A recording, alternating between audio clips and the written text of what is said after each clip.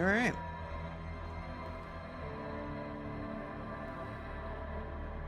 Hello. We're playing more Disco Elysium.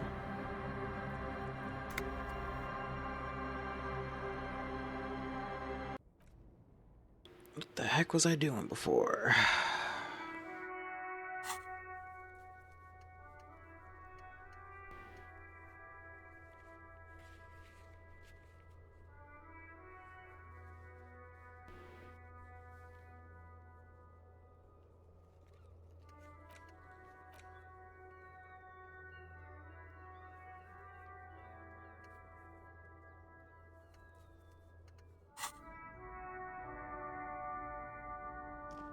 Yes?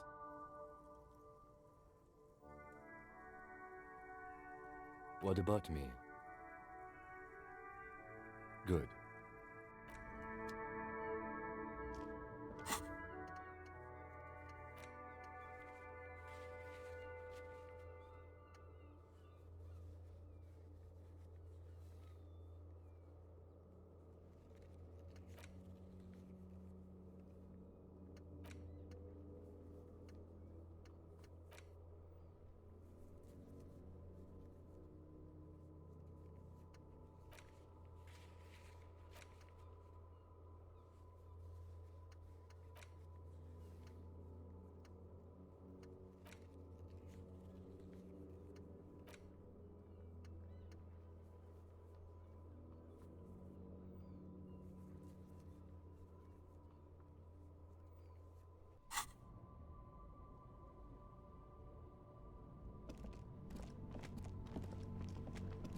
You see two lowly, defeated speakers, thralls, slaves basically, perched atop them like conquerors surveying the land. A pair of found, durable wear sneakers, ultra serious. I can see you've a taste for luxury, officer. Can't keep your eyes off those sneakers?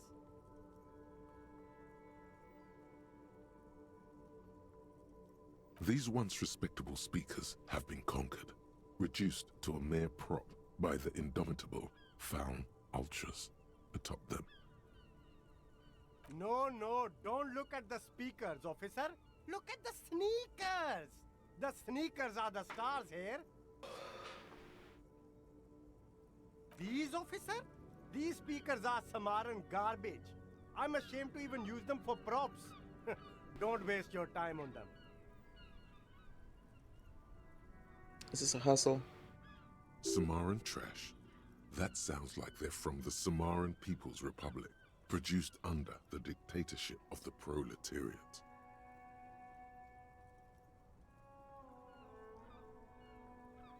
A pair of found ultras. The design is impossibly sleek and simple. A futuristic silhouette with a sleek monochrome colorway, a jet black upper, and a silver-lined midsole. Those sneakers, mister. Those sneakers are the latest found sneakers. Super air, super fine, super cool. Only 50 real. Only? That's madness. Fun Ultra. Wear the future. You remember the slogan from some magazine?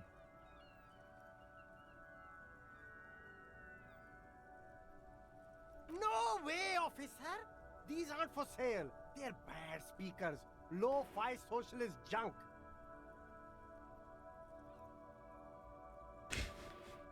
That's why I want them. I think I might be lo-fi socialist junk myself. No, officer. You're a high-class policeman who accepts nothing less than the best. Lucky for you, I've got the best on sale. Did I just get an achievement? Oh my god, employ critical theory 9 times. Biggest communism builder. I got an achievement for I got an achievement for being a commie. I love it.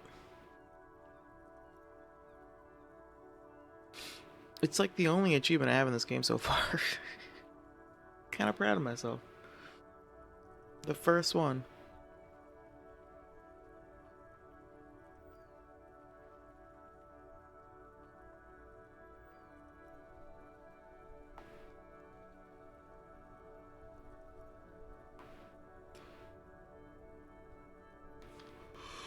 Well, if you want them... But see, they are the pedestal for my sneakers. If I let go of the speakers, where will the sneakers go? I can't leave premium lifestyle sneakers on the ground. If, on the other hand, you wanted to buy the sneakers too, I could maybe throw in the speakers for little extra. 50 cents? Damn, so you have to buy the sneakers first. Darn it. There are clothes inside. Cheap second-hand clothes, smelling of strangers' body odors. Don't be shy. These are premium class clothes. Good quality fabrics, best retro design. Save the economy with your style, officer. Save the economy? That sounds off. Haven't you heard, officer? We've got to be economically conscious. Recycle your cash, keep it in circulation. Don't buy new things. Buy eco.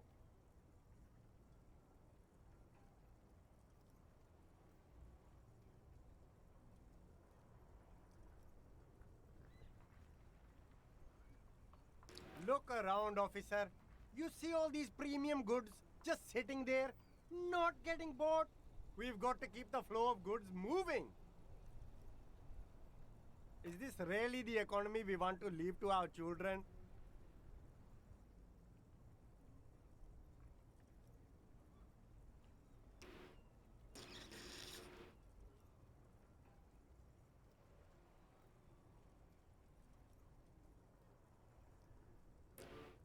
Too bad, officer. Kids make it all worthwhile. Without kids, who's going to be around to enjoy the economy? Don't let me stop you. Amazing. Open the box and browse a little. Flawless logic.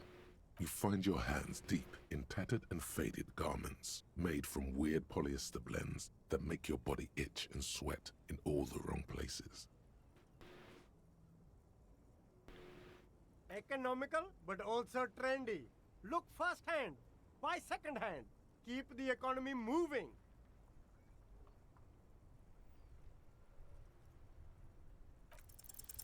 Something cold grazes your hand. Synthetic and sleek, a windbreaker.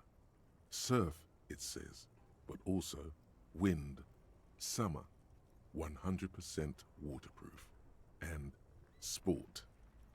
All in different typefaces. Good choice, officer. Mega sporty.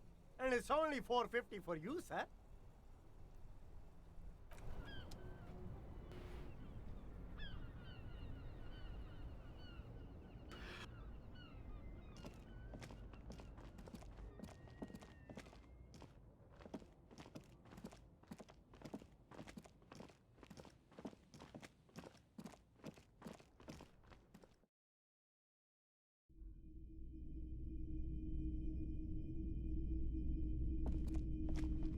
A typical Martinez streetlight sits among assorted floor and table lamps.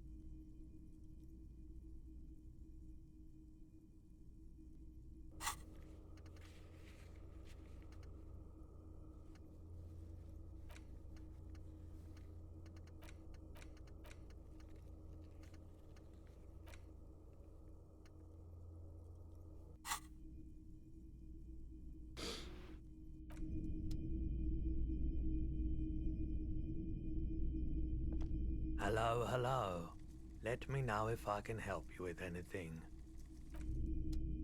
The boomboxes wait on the shelves, and your boombox, that gold and amber. You see rows of toy soldiers guarding the rest of the trinkets displayed on the table. Some on horseback, others in rags. Did I mention that this figurine is supposed to be lucky? Always carry it with you.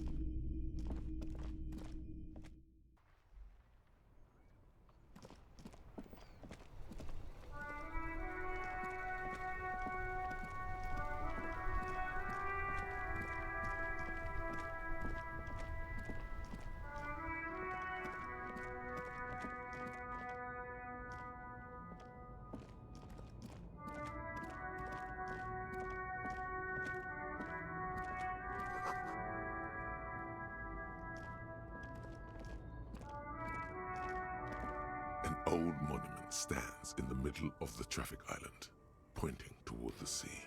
It looks as if it's been reassembled piece by piece, secured and mounted in the air with the aid of numerous ropes and rods. A silver plaque on the statue's pedestal reads, "I am Philip III, the Squanderer, the greatest of the Philippian kings of Revachol, son of Philip II, Hey, Cryptic. the opulent, father of Philip IV, the insane." Even by the standards of the Philippian kings, old sumptuous Philip was known for his profligacy. Profligacy? What the fuck does that mean?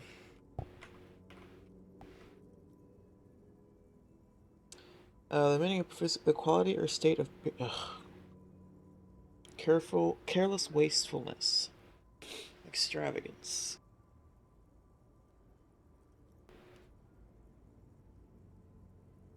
Well, he blew through the whole national treasury, starting the decline of one of the penultimate century's greatest superpowers, the suzerain of Revachol. His own maladministration foreshadowed the fall of the monarchy. During the anti-centennial revolution, an end to his family line and the monarchy on the Insulindian Isola.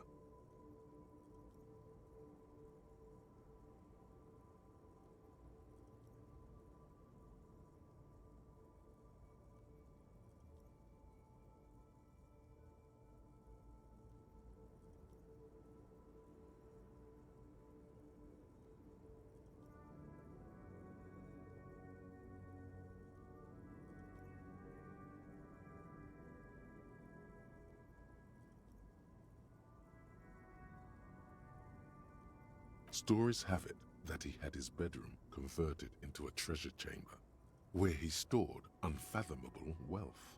Krugerrands, bars of gold, ornate weaponry, armor, and various chalices. He called it the Sol Aurum. It was obscene. There were whispers he slept on a huge pile of gold-dipped feathers, like some obese dragon, instead of a bed, like a normal person. An obese dragon.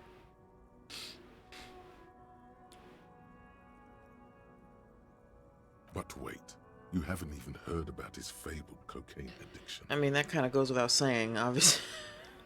Kind of tracks, given what we've heard so far. You see, old Philippe wasn't just good at squandering the national treasury on gold and ceremonial weaponry. He was also a prodigious snorter of nose I think all the candy. blow came first, and then that's what gave him the ideas Not for just ways to any waste money. nose candy, though. We're talking Royal Philippian blow, allegedly twice as potent as the stuff you find nowadays, and purple.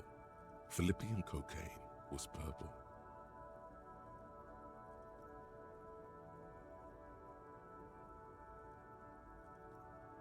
His Majesty's courtiers said it helped him connect with the higher realms. Cocaine. That's what the revolutionaries said 150 years later, right before they emptied out the royal mausoleum and dumped His Majesty's mortal remains in the Insulindian Bay. Beneath the cold waters of the Insulindian Bay, thrown there by the revolutionaries after they cleaned out the royal mausoleum. The original was blown apart by communards, then further damaged during the landing of the coalition's airships during the turn-of-the-century revolution, when Martinez was leveled. Most historians think the coalition's hasty landing may have ultimately saved the statue. If the communards had more time, they would have reduced it up to even finer pieces.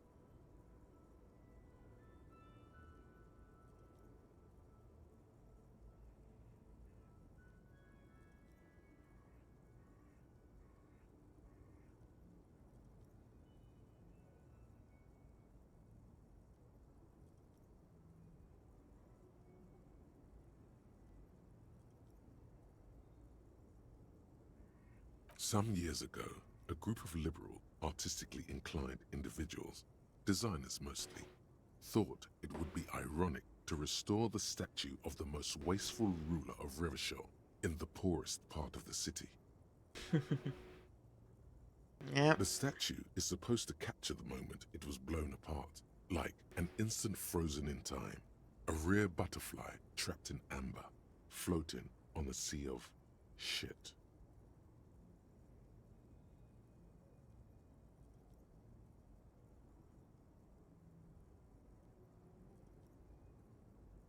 I'm gonna go with this because I'm inclined to sort of like it for the reasons stated. Like, it's in pieces, sort of. But like, it could have been more, you know. But like, it's resurrect. It's erected, but in pieces. It's not like they put it back together in a way that makes it look like it wasn't destroyed.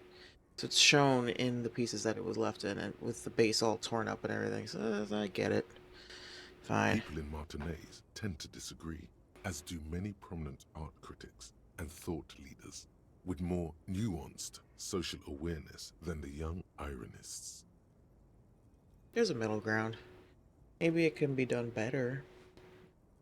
Those critics might have it wrong, though.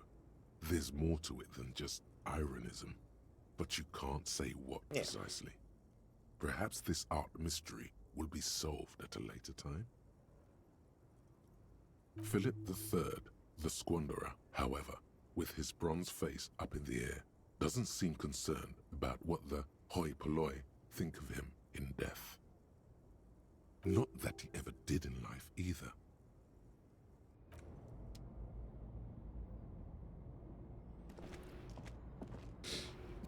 By the way, Cryptic, by the way, I got my first achievement in the game, and it was for being a communist. Oh, yay, money. The achievement is biggest communism builder. Employ critical theory 9 times. The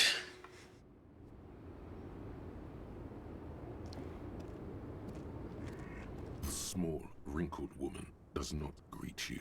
She nods along to something on her radio. A photograph is clutched in her hands, and there is a warm smile on her face. Yep, 9 Photo, times. an ambrotype from the turn of the century, as golden as her smile.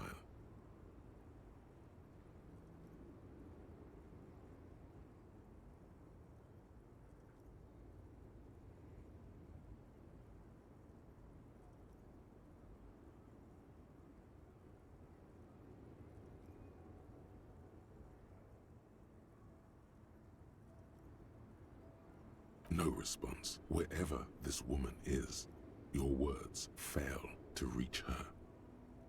Wait. She's just a distracted old woman. Better to leave her alone. Why? I just told you why. Weird.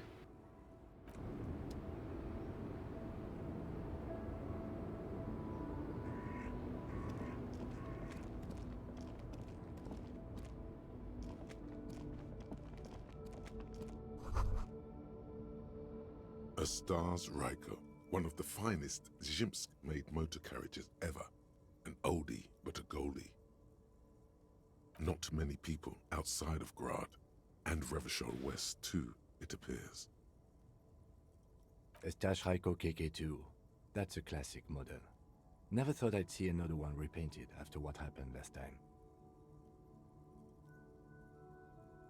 No, only that the motor carriage is typically baby blue, the colors of Sigismund the Great, an ancient Zhimsk ruler.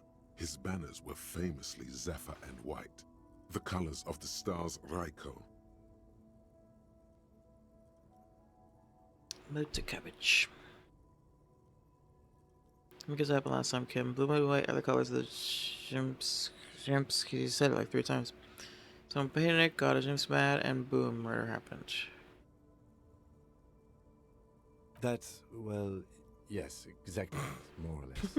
Except it was a crowd of them. Tore him out of the vehicle and ran him over with his own tires.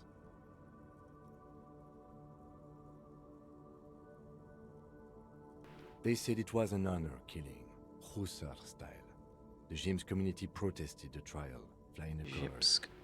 5,000 came to protest. Correction, 4,395. The 4th largest public protest of a criminal trial in Revachol.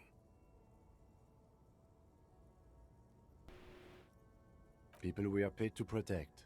Let's leave it at that.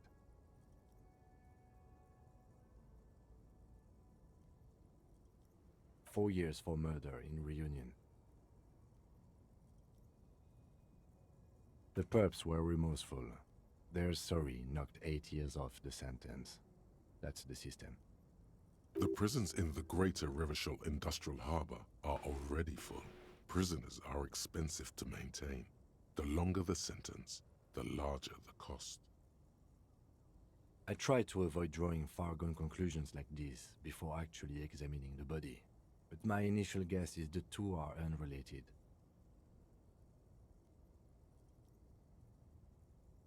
Is that so, officer? I'll take you at your word. Yes, detective?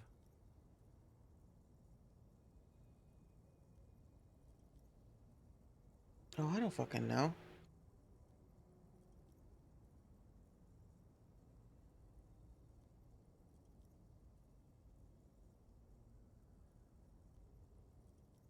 Baby blue sounds better than brown and black. You sure you're not Jimsk?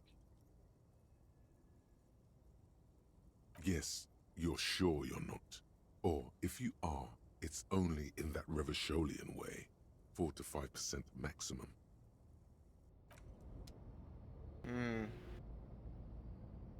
Oof. 45%, huh?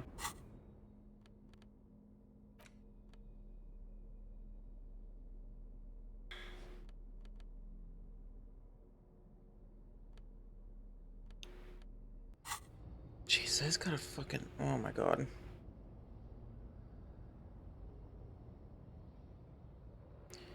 To like take magnesium or something. I just gotta face a muscle twitch on my cheek. Just, boom. There you go.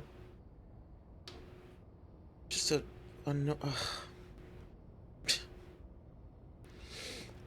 such an annoying feeling. Whoa, what's going on here? Thank you very much.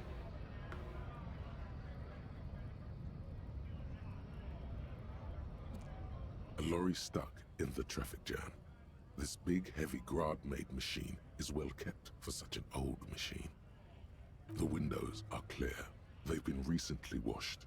You can see a lorryman's cabin with personal belongings, stickers, insignia. The driver has adorned his space with a substantial collection of peculiar paraphernalia. Proclamations about honor, strength, and purity are glued to various panels. The back end of the cabin has a small perch to sleep, large ashtrays. There are several suns and wheels sewn into the curtains.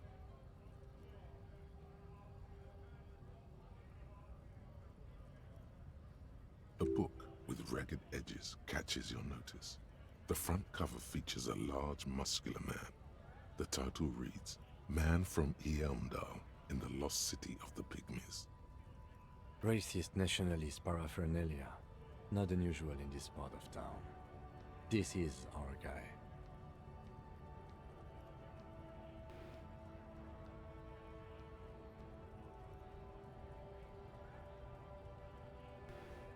Our guy?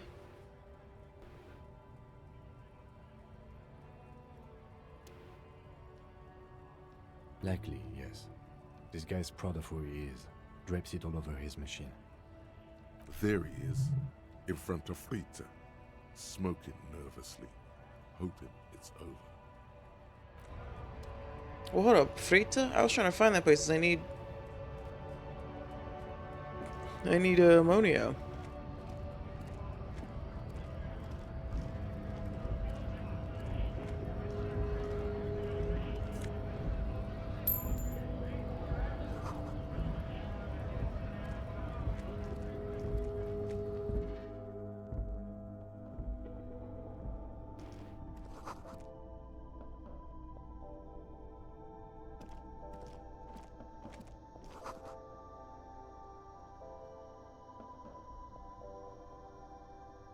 A small cabinet on the wall is filled with various medicine bottles, nasal sprays, and blister packs. They all bear the Saint-Baptiste Pharmaceutics logo. Their logo is the bloodless rose. Pure white, untouched by harm. I don't Oops. know. Let's see. Nosafed is a nasal spray. Dramamine is a really good painkiller. Magnesium is a dietary supplement. Hypnogamma is... Just ask me if you need anything from Saint Baptiste. We don't stock prescription meds, but we do have Nosafed, Dramamine, Magnesium, and Hypnogamma. I don't really know what hypnogamma is. I guess it makes you feel less shit. It's recommended to use after lots of partying, studying, or exercising.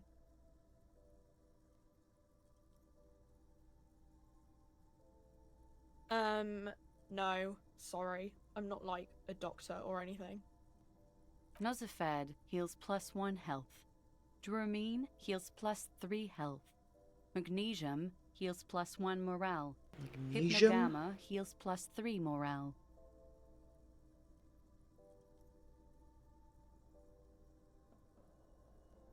Saint Baptiste, you know, the pharmaceuticals company.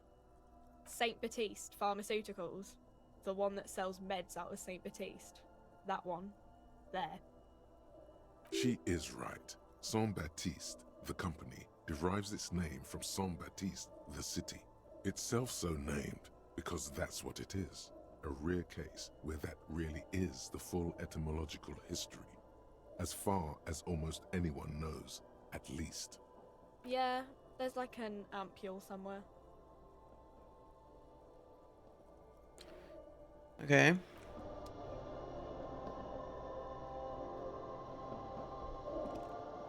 The tear machine stands in the corner.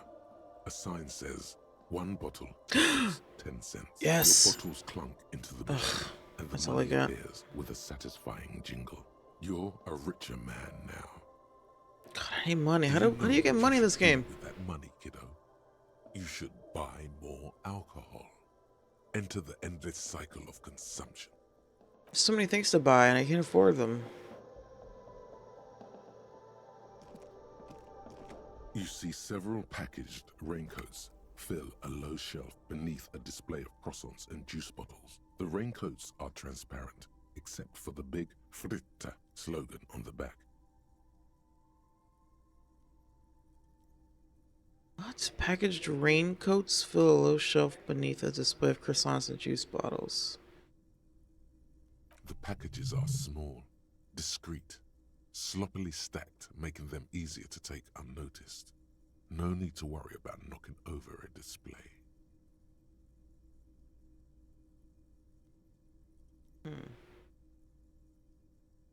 What is what? It's a raincoat. If you want to buy one, then it's only 4 real. Her attention is drawn to the raincoats. Stealing one undetected will now be more difficult.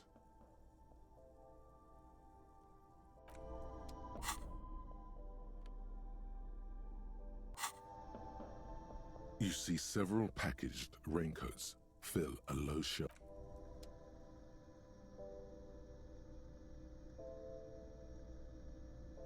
A small cabinet on the wall is filled with various medicine bottles, nasal sprays, and... Okay, don't, like, overdo it or something.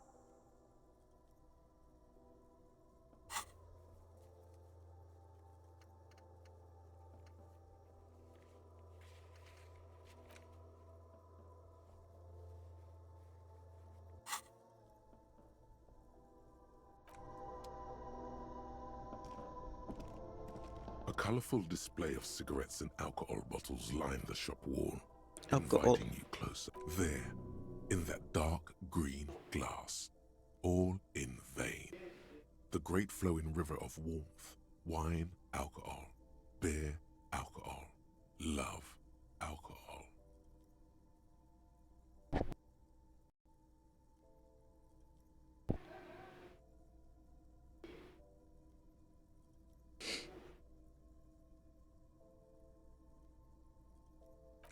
I really should, like, I don't know, the game's like, you should try some speed, you should try some alcohol, you should try cigarettes, but now I'm like, first of all, I'm trying to save money. Secondly, I mean, that's actually the main thing. 3T's, how idiomatic. Yeah, frita. Why is it telling me that now?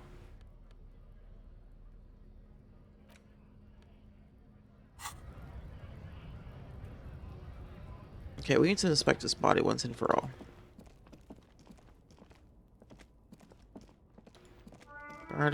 Oh my god. I got it perfectly. Yes? I thought I heard something faint in the background noise. And it also makes sense, like I left the building, so it's gonna start the music soon, and I guessed it right at the right time.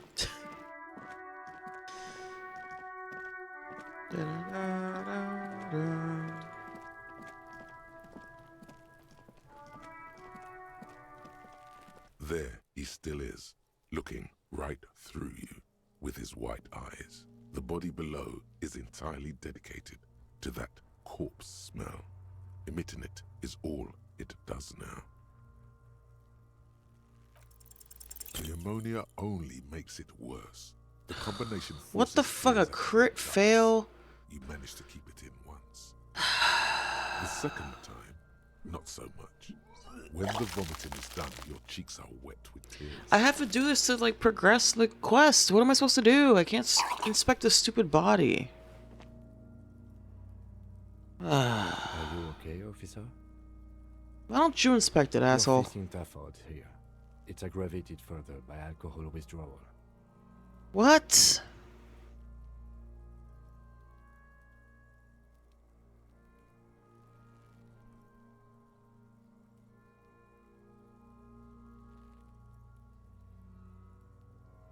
See, at first they were like, oh, it's the hangover. Now it's alcohol withdrawal?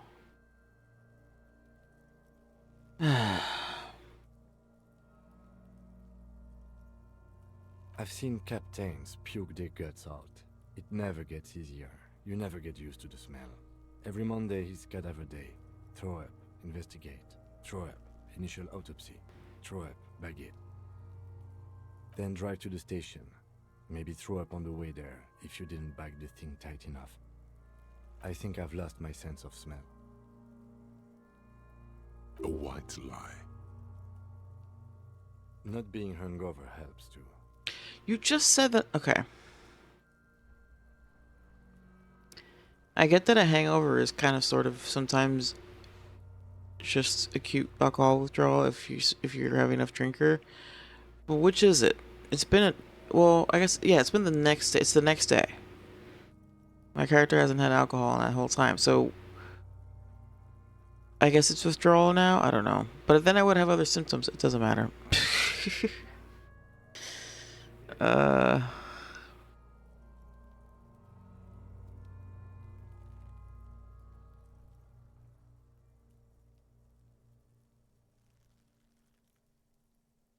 That's probably a good idea.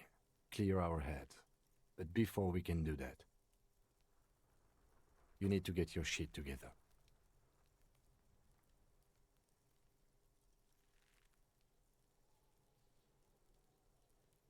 Is he telling me to You should go drink? talk to the locals. Find something else to do while the wind changes. Volumetric shit compressor. Oh, that's so frustrating. How do I get more of these stupid things?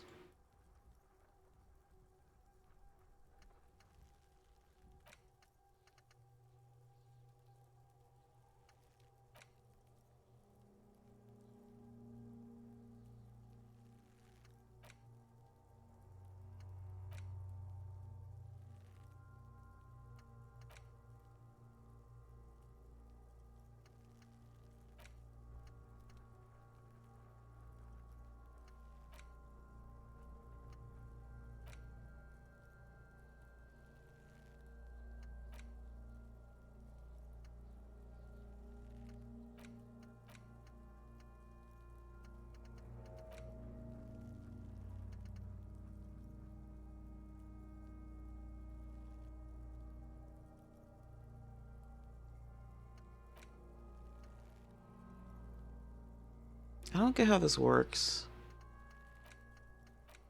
I can't do anything.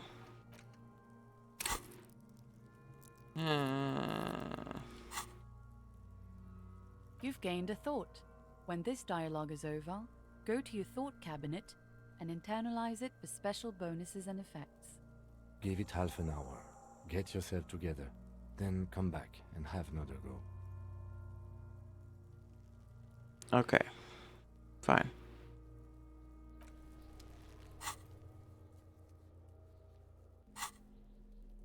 Yeah, I guess I've been doing all of this in the wrong order, because now... Can I replace it with... Oh my god.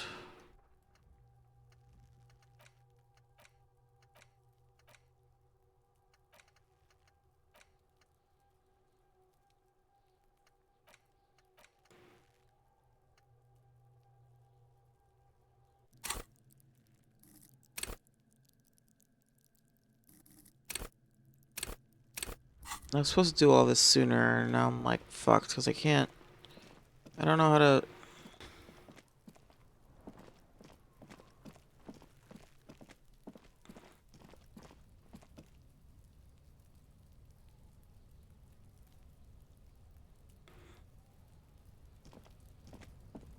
An inconspicuous pile Any more of the points? roofing material, Eternite. It's nothing. Someone just left some roofing material slanted against an old shack. Glad you asked. When junior researcher Olari Tal invented Eternite in the Vartna Polytechnic Institute some 30-odd years ago, he thought it would last forever. Hence the name, Eternite. Sadly, the only lasting thing turned out to be the material's highly carcinogenic effect. Classic. Because it's nice and orderly, well-laid palettes, easy on the eyes, rhythmic pattern, calms your mind. Mammals like this stuff.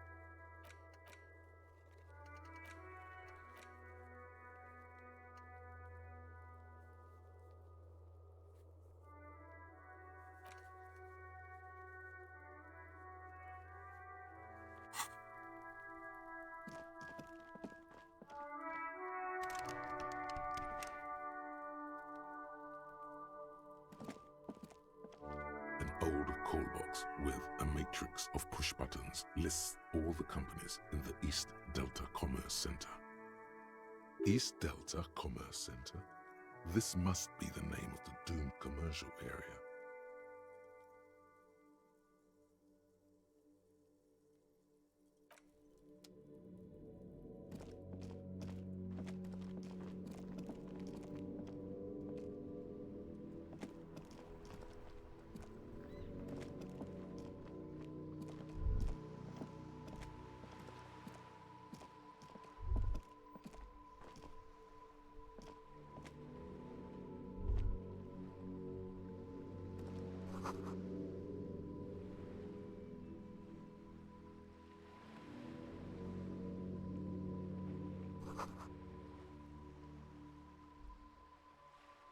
Which book?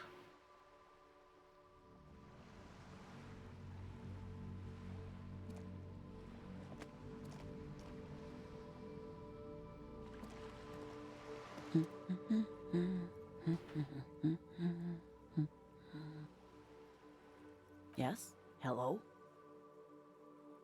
Me? No one. I'm just a working class woman. If she's such a working class woman, why isn't she working? Looking for something to read. It is. I know you are. What with? What with? A lot of things. For example, people tend to go missing.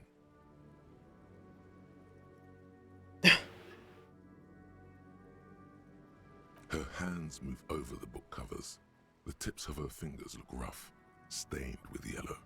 It seems like she has spent a lot of time at work. Another comrade. Years of labor are pressing down on her shoulders. She deserves a hug for all the work she's done for mankind. My husband? No, he's not. I don't know. At home now? Out drinking with his friends? Working? Where is this going, officer?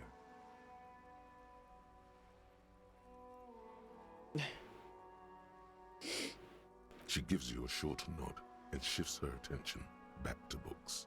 What the fuck is it all? What are we doing here? The woman before you nods.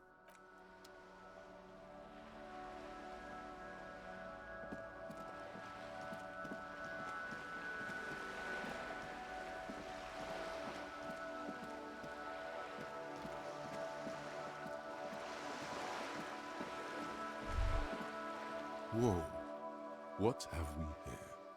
A bridge with loose nails and rot-infested wood that creaks in the wind. A construction code violation if there ever was one.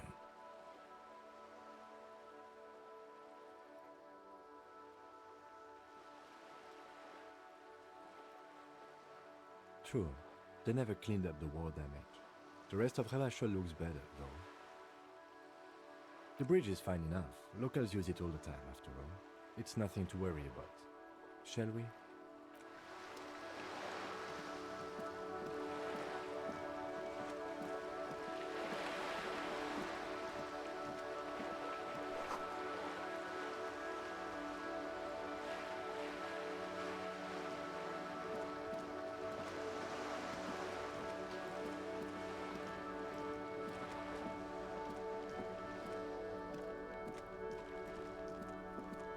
This is a wall on the side of an apartment building.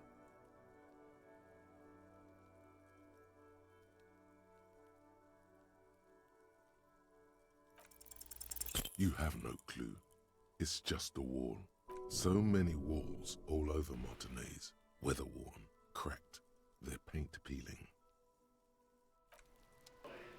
Just an ordinary wall, nothing to...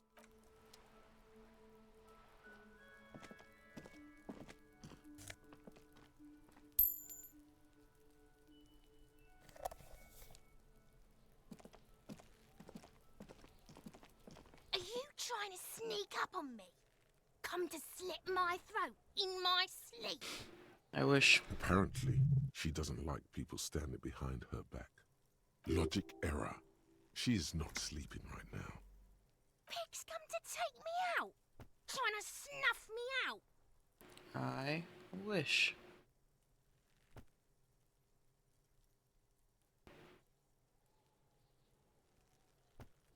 Then why are you sneaking up on me like that? It's not a good idea to scare me, pig. Not a good idea at all.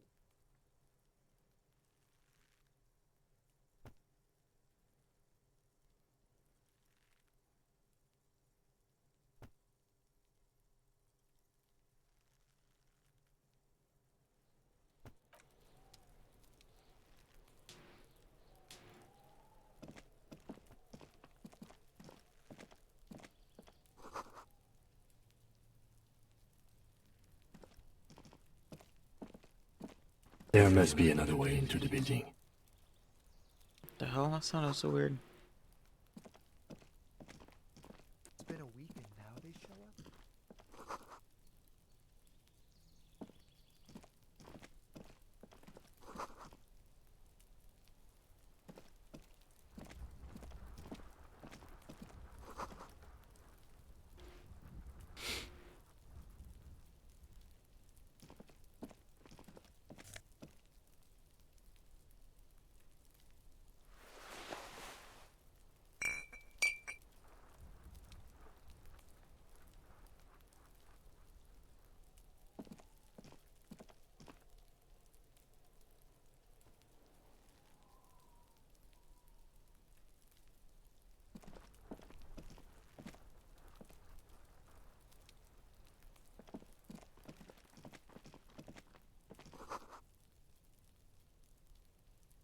I should have quit.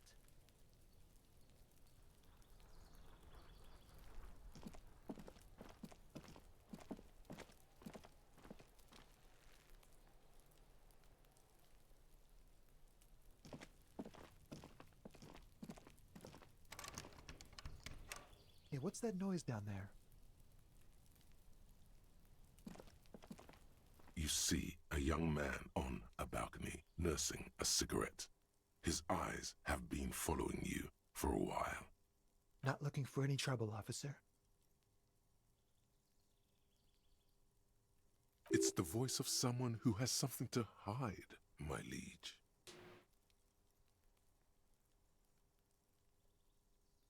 I don't want to be seen talking to the gendarmerie if that's okay. I just want to finish my cigarette. Don't let him go. This could be your witness. The balcony has a great view of the whole thing. Is it really that important? Like a nervous cat, he keeps stealing looks at the neighboring windows.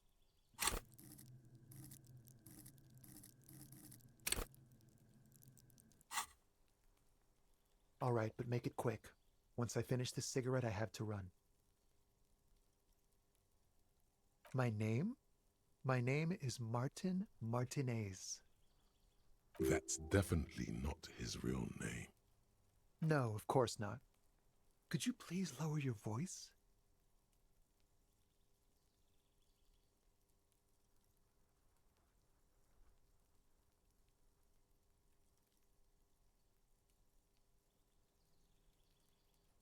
I'd even go so far as to say that the view is a little too good, my dear gendarme. Do you have an estimate of when the body will be taken away? We will remove the body as soon as possible. Now tell us, where were you last Sunday? Oh. You already asked me that, didn't you? Wait, is someone else investigating the lynching?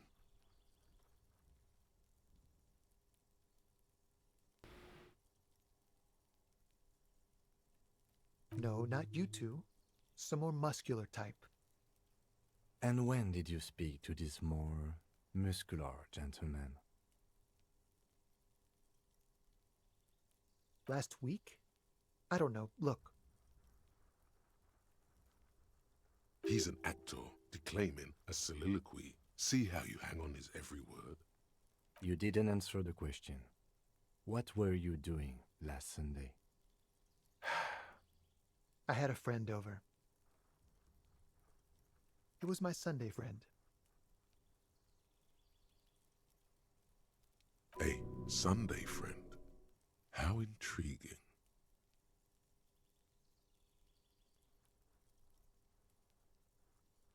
He doesn't reply, gesturing no with his cigarette. In the neighboring windows, you can see faint reflections of his silhouette, all from different angles. No. We won't. Now, if you'll excuse me, I really need to get going. Ah, great. Time to bring out your secret charm. Tears and Another begging. crit. Oh, I'm Show rolling him terribly your today. emotional Great. side. Throw yourself before his very feet like a dog.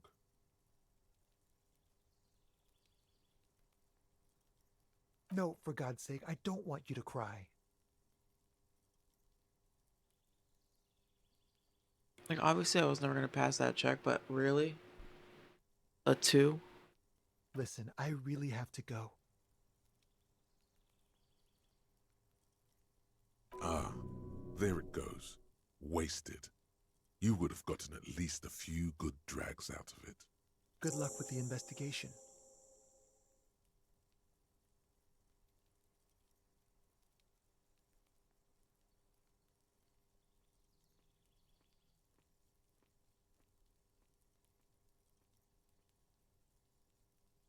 He's gone. No point in running. Tenements like these often have multiple exits. If he doesn't want to talk to us, then he'll know how to hide himself. He could be a witness. Him or his Sunday friend.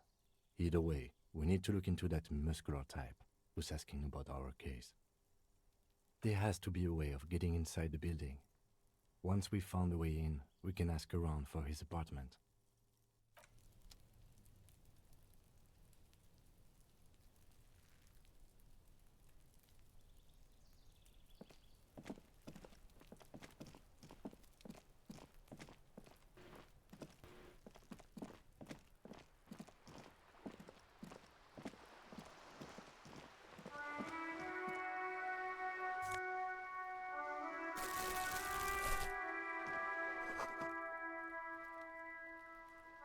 Yeah, you better keep walking.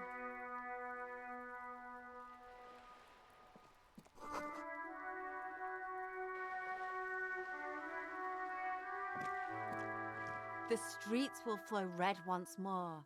A great torrent rushing down Rue d'Esperance. You wait and see. The streets will not flow red with anything. Who are you? I'm Cindy the fucking Skull. What else do you want to know? Date of birth, blood type, the last time I was tested for Hep C.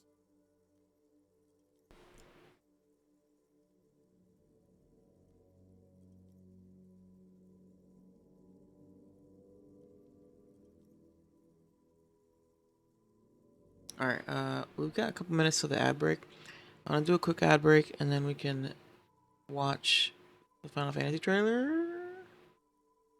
Yeah, I watched the reveal trailer, Final Fantasy VII: A Revelation. Uh, but there was also a gameplay trailer. I want to watch it, so we can do that after the break. BRB.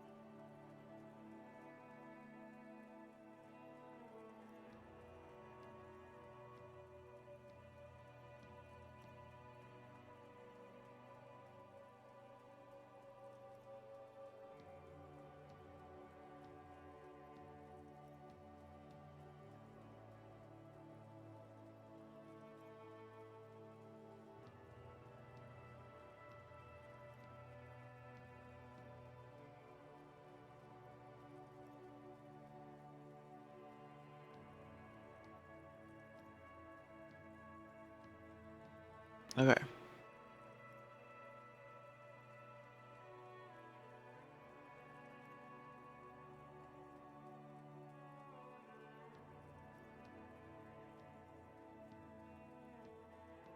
Nice.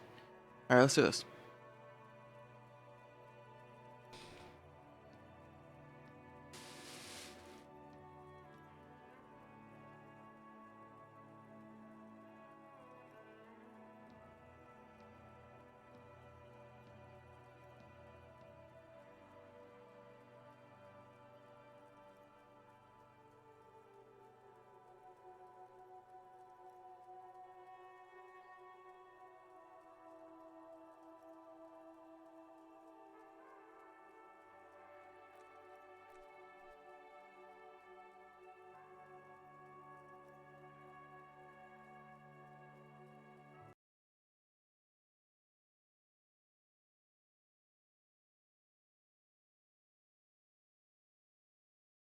Alright, let's do this.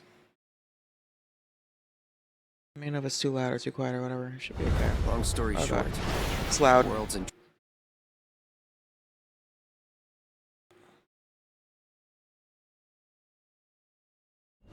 Long story short, the world's in trouble. So what are we waiting for? Let's give Sephiroth the beating of a lifetime.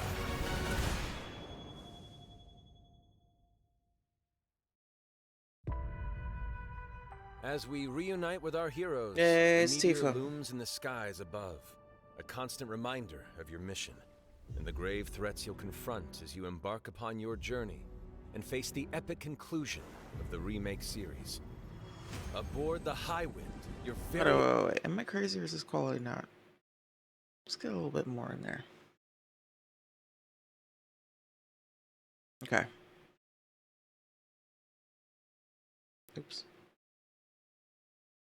own airship and the pride of the Shinra fleet. You'll take to the skies and witness our most expansive open world yet.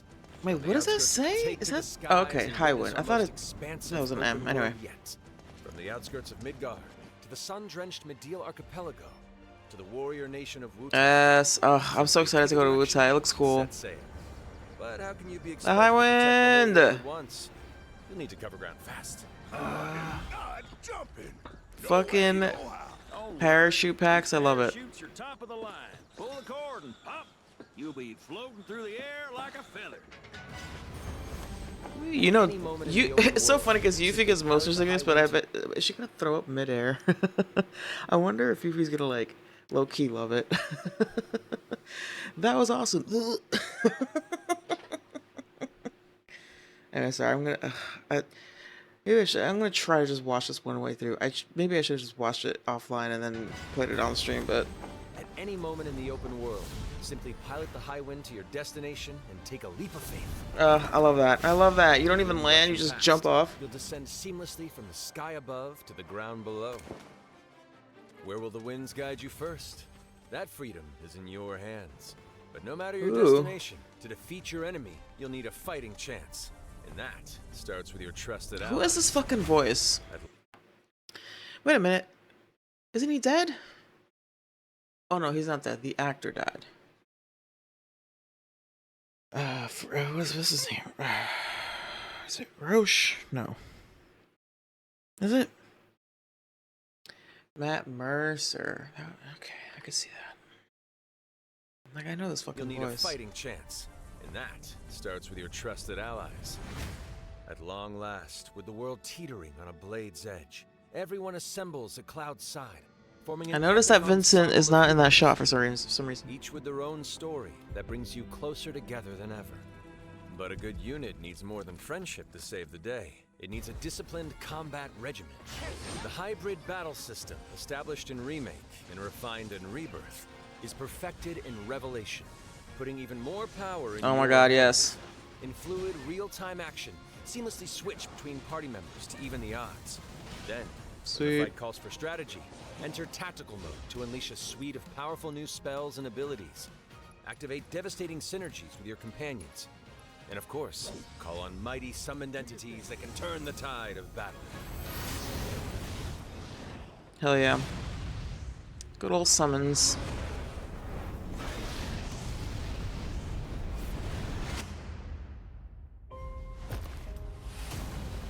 I'm so fucking hyped to play as Vincent, dude. Yes. Love. Until we've put Sephiroth in his. Yeah. Vincent is a deft gunslinger, capable of delivering precise, Oh, hell yeah. high-yield shots.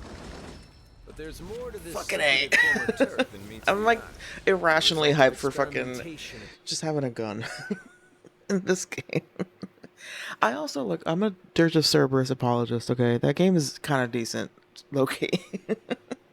Just like the gameplay is fun. I don't know. It was fun to shoot a gun. And Vincent is very much like he's like cool because he's like dark and mysterious, whatever. It's very like shallow, but I still have fun with it. And since I was like, maybe this time they'll announce part 3. Oh yeah.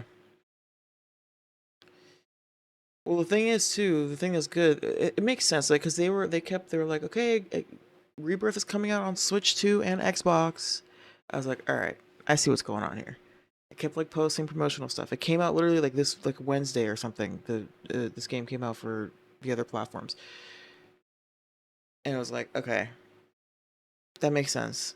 They made sure it was ready, pre state of play or whatever the fuck, so they could then be like, because now they had that promotional that shot, that like poster that was like remake available on all platforms. You know, rebirth available on all platforms. Now they can, and then now they're gonna make a big deal out of the fact that they're gonna release this game on all platforms at the same time. And yeah, they gotta do it 2027. They gotta do it. They gotta do it. They gotta do it. So yeah, I was like, cool. All right, it's happening. It's definitely happening. More to this secretive former Turk than meets the eye. The result of experimentation at the hands of Shinra. Vincent can transform into the Galleon beast at the press of a button. He Hell has yeah. tremendous power while transformed. And when combined with the skills of a certain ace pilot, their high-impact synergies disrupt the fight with ferocious results. The Leaping Lancer, the Dashing Dragoon, the one and only Sid Highwind. Sid Highwind, the cantankerous Oh my God. extraordinaire, joins the party and their mission to defeat Sephiroth. Sid's command of his lance allows him to rapidly close the distance for powerful strikes, or I do engage in always. sweeping area of effect attacks to bring a I've always whole felt host of enemies confused to by heel. Sid. But Like, fully- I feel like Sid should also be using a gun. I mean, he's literally got the vibe, the persona of a gunslinger, you know? But instead, he just spear, poke. I'm not crazy about his weapon. I don't know what the hell he's doing. Me neither, dude. It's reminding me. Let me see this again. It's reminding me of some other game character. Let me get it sweeping again. area of effect attacks to bring a whole host of enemies to heel. But to fully control the engage in sweeping area of effect attack. I guess he has a good Strikes, reach. or Yeah, engage in area of sweeping effect. area of effect. I keep. Hold on. The Where is it? Yeah, this cantankerous shit. pilot extra- This looks like The one and only Sid Highwind. Sid Highwind, the cantankerous pilot extraordinaire. Or like maybe give him like a power tool or something. But this looks like Sid Highwind, the cantankerous pilot extraordinaire. What character do I know that does that? Like quick succession stabs. It's also giving a bit of Kirby, to be honest. Imagine it was a gadget guy. Yeah, he should be like support. Like he can kind of like replace Aerith as support. But like tech support, right? So like he can like, I don't know, shoot the thing that like a net that electrifies an enemy and like slows them down or paralyzes them, and then somebody else can attack, or like he can heal in some way that isn't magic, and he can, you know, like I feel like he should be like a support guy in the same way that he kind of supports the team in the way that he like has this aircraft and all this stuff. I don't know. Kratos, okay. I haven't played that. I'm not familiar. Joins the I'll think of party it eventually. and There's their another one mission that to defeat Sephiroth. It reminds me of. Command of his lance allows him to rapidly close the distance for powerful strikes, or engage in sweeping area of effect attacks to bring a whole host of enemies to heel. But to fully control the battlefield, skill with the Oh my god, what is he only gets wearing? you so far. To further augment your combat capabilities, try this on for size. Function Integrated Tactical Suitwear, or the FITS system for short, allows you to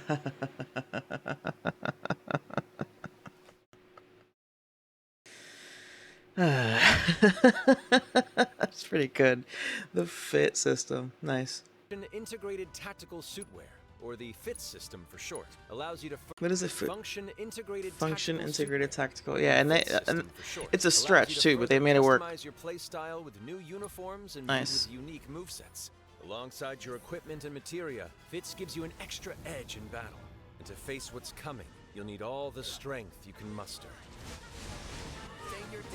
Sensing its fate hanging in the balance, the planet itself has unleashed its last line of defense. The weapons, ancient beasts that are larger than life and capable of untold destruction. Will you be enough to stop them before it's too late? As the world is torn apart, you and your friends must unite. In Revelation, Yes, oh my god. the thrilling conclusion of the Final Fantasy VII saga. Oh, this scene. And your mission is clear.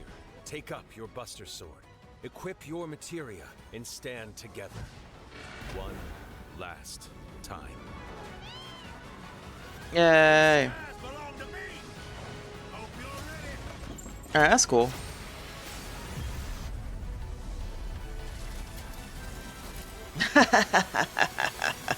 Vincent doing the Naruto run. That must have been like a choice, because like Astarion does that in Baldur's Gate 3, and I'm like, I wonder if they were like, fuck it, let's just continue the vampire lore. I guess Vincent did that first.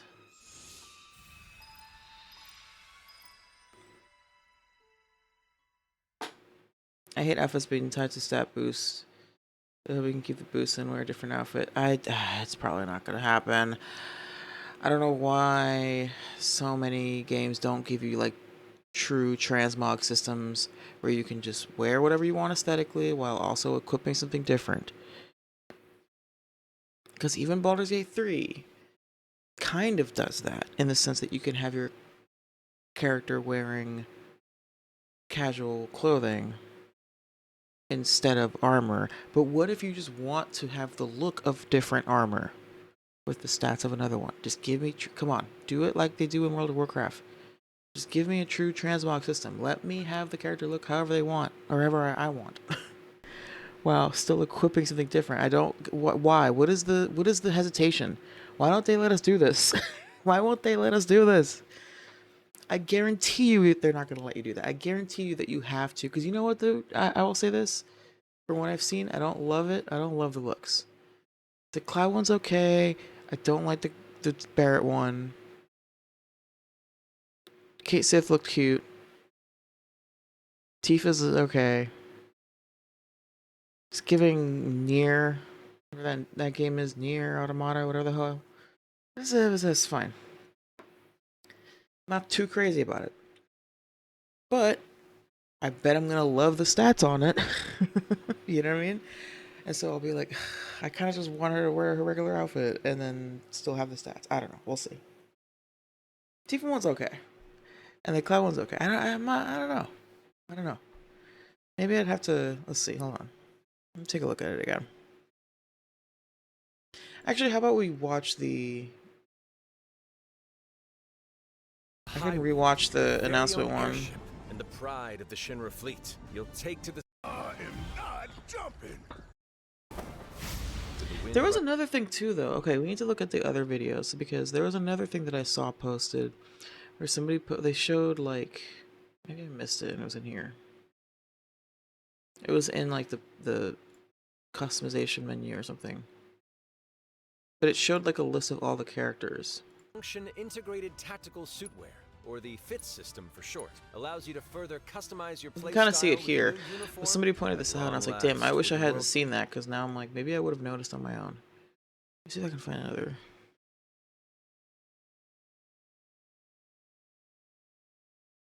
I guess I could just go on the Square Enix channel and pull up whatever they just posted. I really hope they fix the material loadout system because it was very tedious changing material. Ugh, yeah.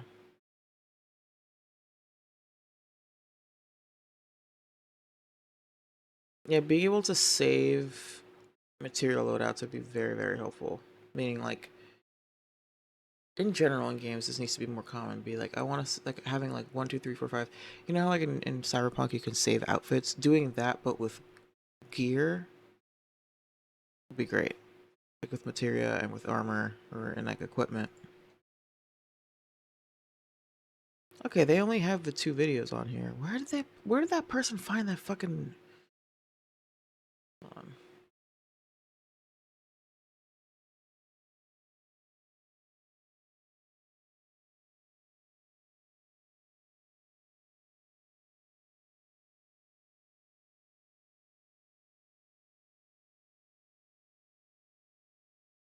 Because I think the reveal trailer didn't really show any kind of in-game menus.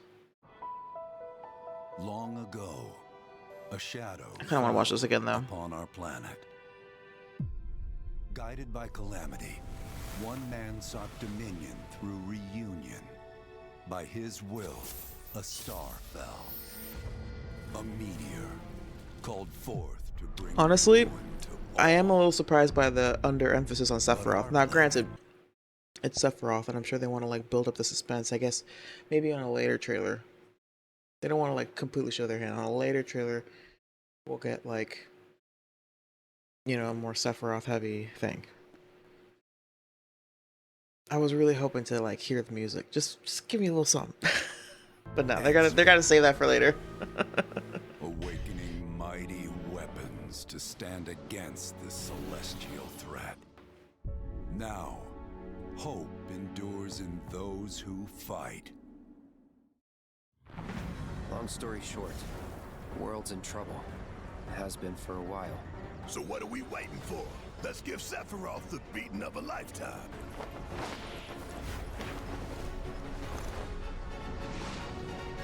Whee! Oh, it looks so awesome. You're mine. I'll make this quick. Good night. The sky's the limit! I can do this. I'll make you proud. Oh, I'll make you proud. Nice. Just ain't your day. Sounds like she's talking about Aerith. No weapon, I see. Far as I can tell, Alright, Hojo, shut up. don't distinguish between friend and foe.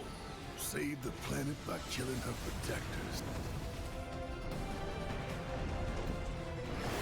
And I guess these are like the legendary, like the big, Faith to the test. Cloud.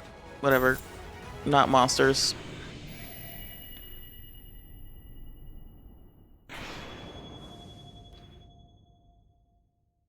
Revelation. Never would have made it this far without you guys. And I won't let you down. I promise. At last. Yeah. The promise is fulfilled. Launching on all platforms. Ends here. Very smart of them to do that, by the way. You know, it's a big, you know, big conclusion.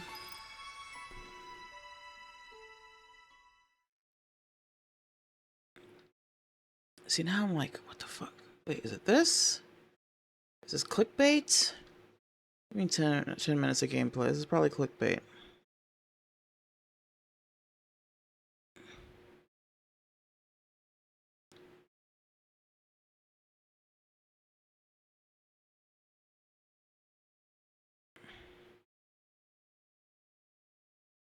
It's like tweaking out. It's not even loading.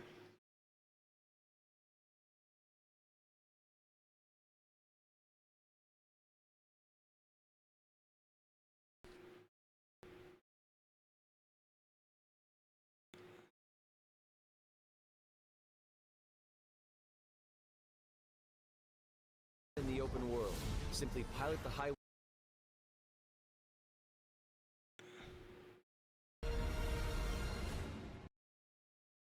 I think this is just this person compiled all of it.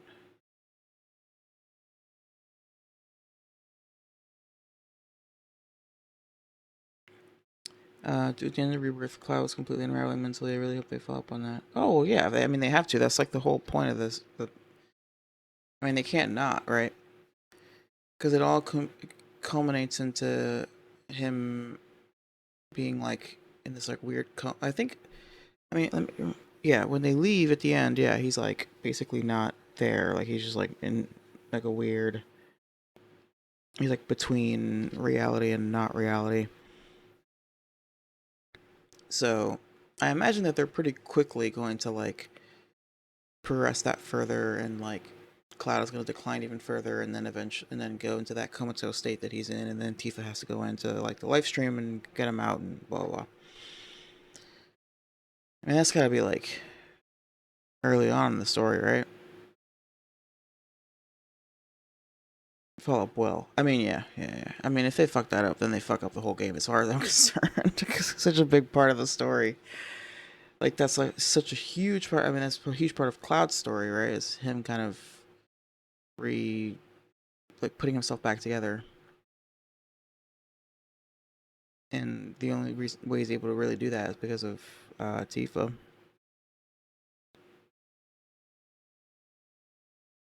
But yeah, there's a lot to cover in this game. That's my one concern. There's a lot to cover.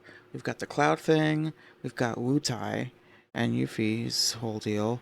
We've got Sid and his whole situation with the rocket. Are we going to space? Are we still going to space? I hope we're going to space. We've got uh, the legendaries. Although I guess those might just be left to be like optional, right? They were in the original. In the original, you don't have to fight them. We've got what else? I guess a lot. The thing to remember is that a lot of the stuff in the disc 2 and 3 is optional, and I think that might be what they'll do with this. Is like some of that stuff is going to remain optional. But anyway, but it's still a lot to cover. What else am I thinking of? Or what am I forgetting? There's Sid's subplot. I guess Vincent too. Vincent, we have that whole thing where you go to where he was buried or whatever the fuck. Something like that, or where his girlfriend was buried. I don't remember. Whatever. His subplot. I think honestly, well, okay, yeah, and like the legendary big monster things, Cloud's soul subplot, whole thing, whole story. I do think that I think what they were setting up with, what's his name? Not Dungan. What is his name?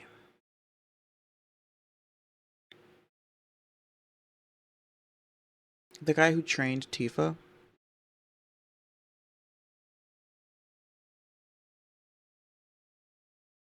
I think that's gonna be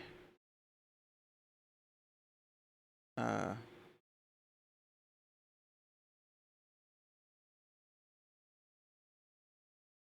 Zangan. There we go.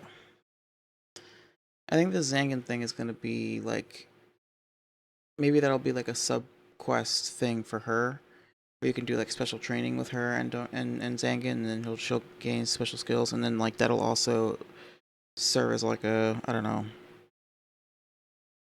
It'll be like, I think all the characters are probably gonna get their own like personal stuff, like personal quests, right? There's the Yuffie subplot with whatever's going on in Wutai.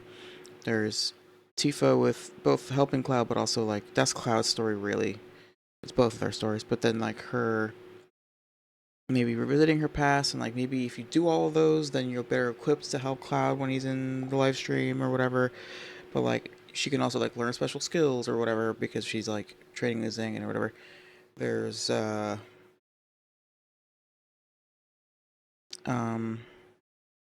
yeah, the Sid stuff, Vincent.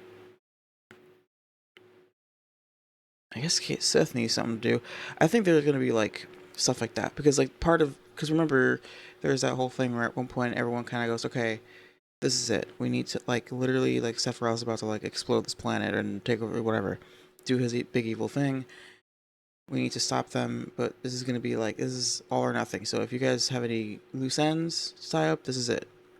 And then depending on your relationship with each character, they may or may not return to the Highwind, right before the end. So,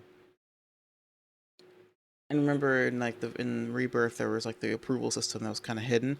I feel like there'll be something like that in this one, and then that'll determine whether you do their side quests and all that stuff. That'll determine whether they'll come back. And you have to like help them resolve their own personal shit before you can reliably have them there to do the big thing at the end. Sort of like I mean, I don't know, a bunch of games do this. Like Mass Effect 2, right? Like maybe they do all join you, but not all of them live, and whether they live is dependent upon whether you helped them with their own shit or something like that, you know?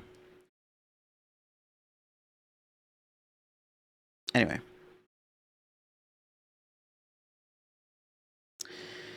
Anyway.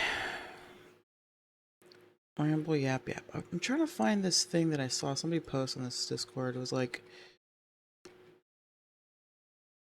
a screenshot showing like the menu of your team. Yeah, where did this come from?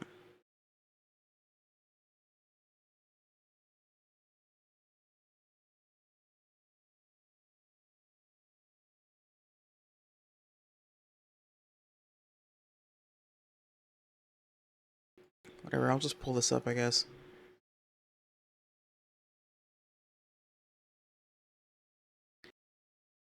Where's Aerith? I'm like, where do you... What kind of question is that? We know where she is.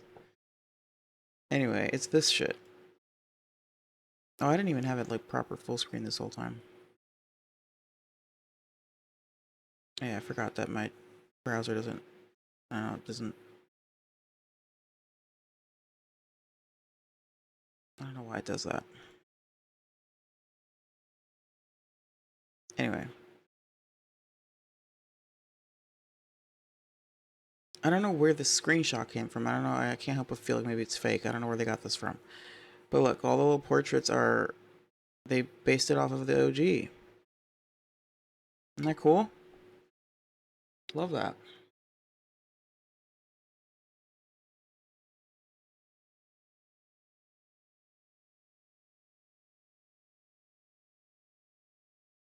It's very nice. It's a nice touch. See what that's a secret. Yeah, fucking... What does he have, like a toothpick instead? It's like some weird Japanese thing where they can't show people smoking.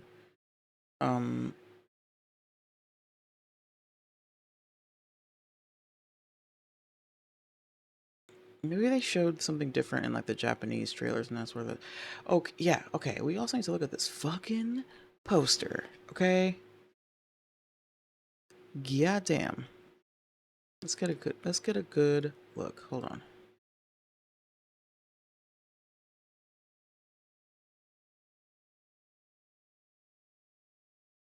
I mean, give me a fucking break. Oh, that's the other thing. Okay, that's the other thing. So in Rebirth, we have those like weird sequences where it's Zack in the live stream, and like what's his name is there, fucking uh the guy from the terrorist group.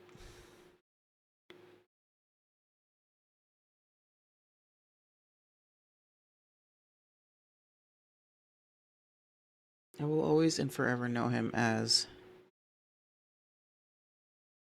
Zevran. Right? Is it Zevran? No. Oh no. Dragon Age 2. That's his name.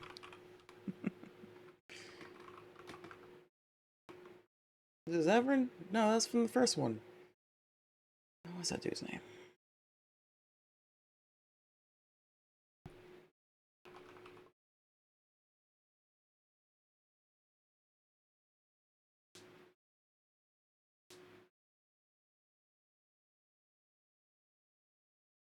Fenris. Fenris slash one of the two Russian gangsters in Daredevil Season 1. Catch Star movies feel so...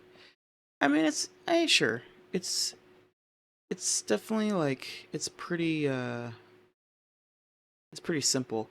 But the thing is, the thing that I like about it, honestly, is this is the Zach and Aerith inclusion and the fact that they're like pretty prominently. I mean, they're the biggest ones on the fucking poster. So I'm like, okay, interesting. I like this. I like the little nods. Like obviously in the reveal trailer, they show like, you know, like you hear Tifa in the gameplay trailer being like, "This is, you know, I'm gonna make you proud" or whatever. And like Cloud is like, you know, looking at the yellow flowers when he says like, "I'm gonna make you proud" or whatever, or like, "You guys have done so much for me. I'm gonna make it worth it." So like he's talking to them, but he's also talking to Aerith. That's nice. But in this poster, I'm like, oh, interesting. They're like a bigger part of this imagery, and it sort of suggests that like they're gonna be there in the background in some way. In Rebirth, they did that whole thing where like occasionally you play as Zack and you're like in this like weird limbo live stream thing.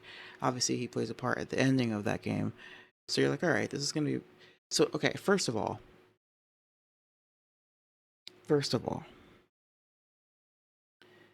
just fucking Square Enix, y'all, you all like you want to make me cry? Have a reunion with Aerith and Zack, and like, let me see that. I want to see the reunion. I want to see them reunite.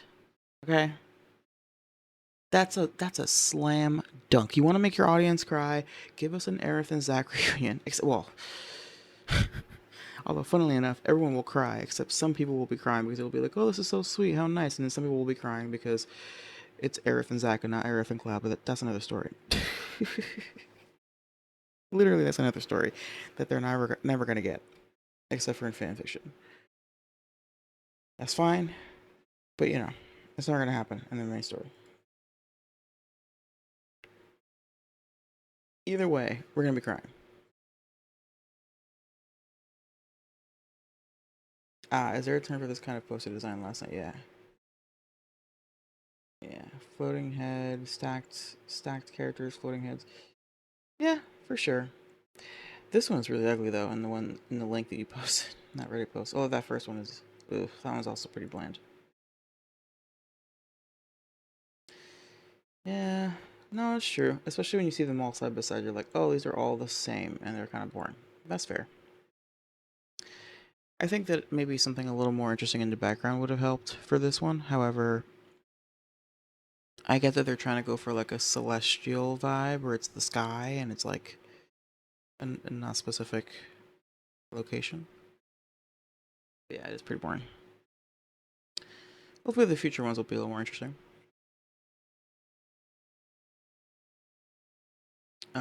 Or there'll be interesting variations on this. But the main thing that stood out to me is the fact that Zack and Aerith are like pretty prominently displayed in a way that is makes me hopeful that we'll get some interesting Zack and Aerith content, I guess. Because like if they're gonna be stuck in the live stream or whatever the fuck, I just think it'd be cool if like it's not just Aerith that like spiritually helps them from the other side or whatever the fuck. If it's like both of them in the same way, like the way that Zack helped, now that Aerith is there, and I don't know. I'm intrigued by what I'm curious to see what they're gonna do with that. And like one of my favorite parts of Crisis Core, honestly, was like seeing their relationship and being like, oh, this is like kind of nice and like, you know, it's cute. It's whatever. It kind of made me care more about Aerith, honestly, because I'm like, oh, this is interesting. Like, why is it that people think that it should be her and Cloud again? Because like clearly these two are like perfect for each other. I don't know. I don't know.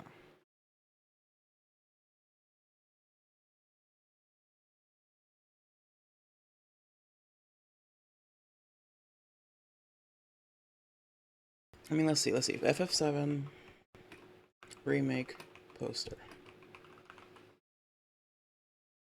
Oh, it's gonna give me like literal posters. I want like the promotional.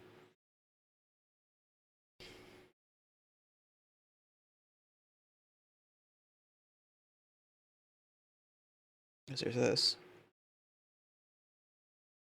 This is actually really great because this is like alluding to when Cloud goes to to to Midgar, by himself. Like, this is like right after Zack gets killed and imprints on him or whatever. And it's based off the OG one, yeah, for sure. That I do recognize. And there was the remake Integrate one, this shit. Yeah, the OG is like... I like this one too.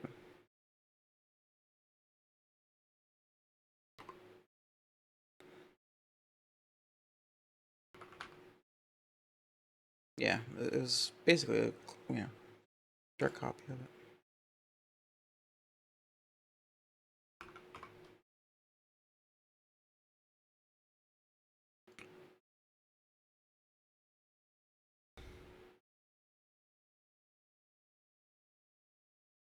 This show is always weird to me because it's like it emphasizes Zack in a way that even after playing the game, I'm like, really? But to be fair, he does play a prominent role in the ending of the game and the ending events. So again, it makes me interested in seeing what they're going to do with him. They're clearly setting up Zack to be like way more involved, like very significantly involved in the ending of or the conclusion of the story this time around, which I like because I like Zack. Nothing about Zack Rowan Rebirth, yeah, I know. But I think it's a setup. I think they're just trying to like set it up. Because think about if he like plays a huge role at the end of the third one, people would be like, "What?" Like if he didn't show up at all before, that would be even more. Oh, what it's oh, you wanted more? Okay, yeah, yeah, I do too. Or at least okay. I wouldn't even say that I wanted more. That's what I was thinking of. Biggs. Yeah, he did get done dirty. That ugh. Yeah, agree. I rambled about that enough already, but yeah, we agree on that for sure. But definitely with Zack, like, what was I gonna say? I wouldn't have minded some more involvement. Oh, right, sorry. What I was gonna say is I didn't necessarily want. Okay, I wouldn't have minded more, but I don't. To me, what bothered me is not so much that there wasn't enough of him. I think that it was just all of those scenes and sequences were so cryptic and confusing and vague that I left thinking like I just didn't understand what they were going for, and his involvement at the very end was fun, but like it still, I was like, what was all that other shit though? Yeah, the scenes felt pointless except for just establishing that he's there. That's all that they do.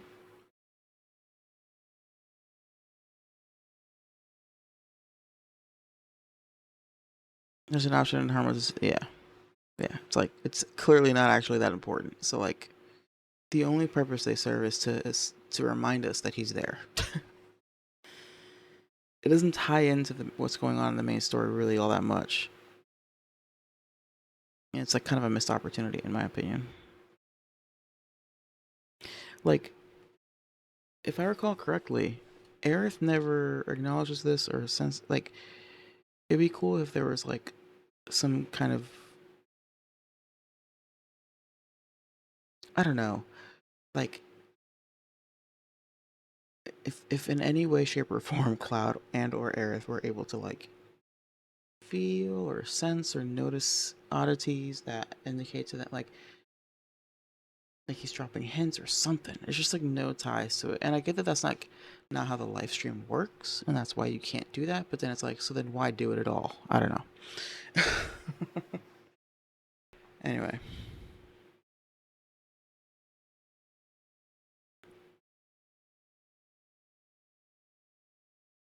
I think they just like couldn't think of a way to make it so that we know that he's there, so that when he shows up at the end, it's not a complete like out of nowhere left field thing, while also maintaining the lore of like the live stream being like its own thing that you can't interact with very easily. Except I feel like Aerith can though. Like, shouldn't she be able to? I don't know. Anyway, I don't know. It's also been a while since I've like really engaged with Seven to the point where I'm like, if it is what I'm making, if is what I'm saying even making sense? Maybe I'm just forgetting some of the lore. Got more critical of Seven Rebirths and beating. I need to go back on Expedition 33 because I never actually fully played the game. I missed out on a lot of the story stuff because I skipped Act 3 essentially. I just went right to the final boss. So I can't really say. Um,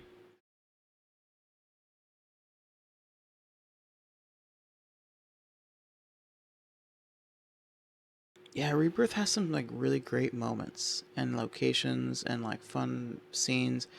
It just felt like a little, for as much as they expanded the world, like the map and everything, and like had a lot more characters.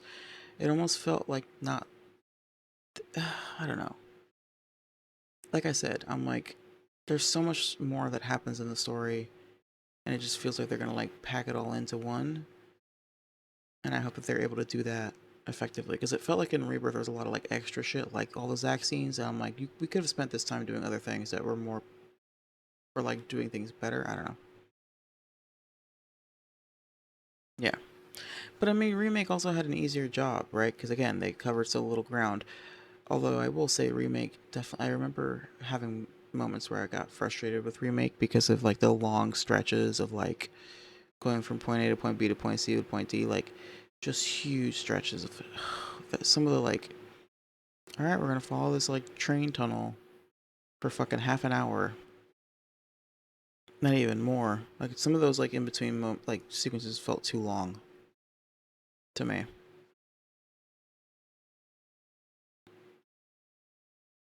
Because it felt like they were trying to extend it and stretch it out because they wanted to end it on them leaving Midgar and having that like moment of like, oh, is this like the timeline split or whatever the fuck they were doing there, and like having it end on that beat of like, all right, our team is going off into the world. Like that makes sense as like a way to end that part of the story, but it also kind of felt to me as though they had to like stretch out a bunch of other shit to make that work for a full game.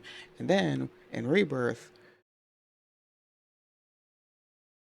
I guess they do the same thing for some reason because they did the same thing because they wanted it to end on Aerith's death and like that part because that's also like a really strong beat to end it on.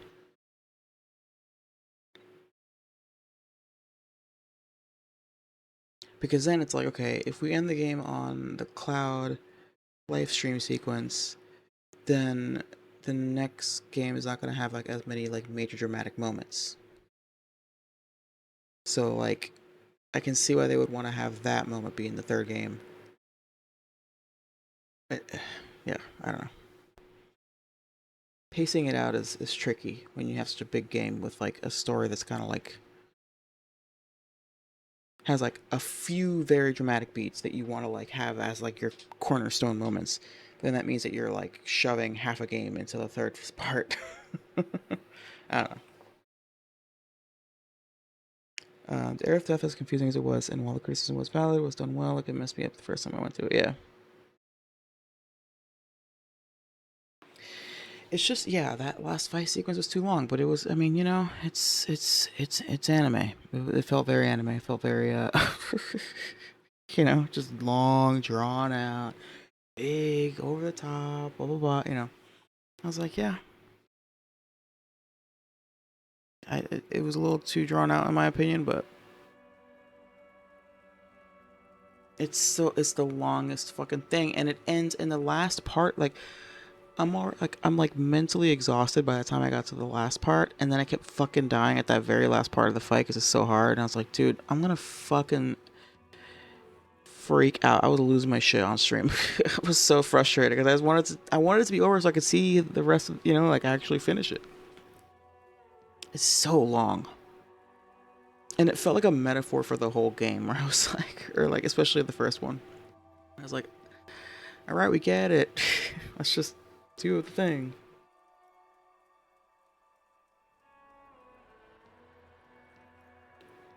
Damn, we got another ad already. But yeah, anyway. I'm excited. I'm excited. In about a year, we'll be playing fucking Revelation. Oh, by the way, don't let the people at Square Enix catch me, okay? Because I'm gonna fucking hit them over the head. Like, brother, it should have been remake, reunion, rebirth. You fucking assholes. What is this revelation shit? You literally had the fucking zombie whatevers, the dudes in the robes. Reunion, reunion. That's the whole thing. Is that like Cloud keeps hearing this reunion, reunion. They're all reuniting to congregate back in the old ancient city, whatever the fuck. And Cloud is feeling it too. And by the end, he's also feeling the pull and stuff. It's like, come on, we're all the families getting back together. How the fuck did they not name that game Reunion? What? It should have been remake, reunion, rebirth, because Cloud is reborn. He rediscovers he's reborn as his actual self and not the version of Zack that's imprinted into him. He is reborn. The planet is reborn. Huh? This game should be called Rebirth. Who's reborn into? Who's reborn? What's the rebirth? Oh, and by the way, Aerith dying is a reunion with Zack. Like, hello? Reunion was already taken by Crisis Core. What?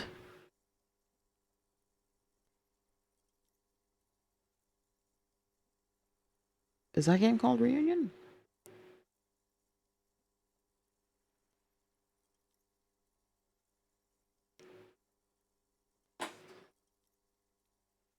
Oh, that's a shame. Why'd they call it that? That's stupid.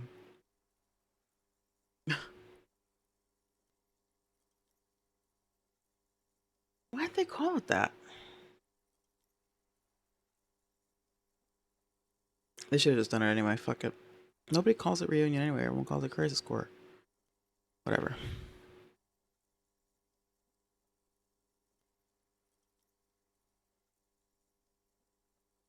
Anywho, let's continue with this. Alright, hi Cindy.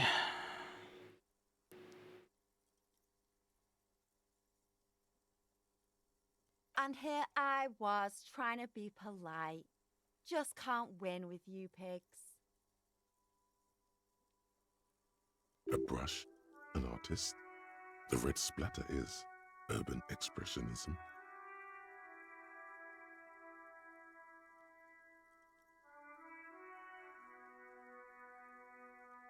The lieutenant furrows his brow at another one of your eccentricisms.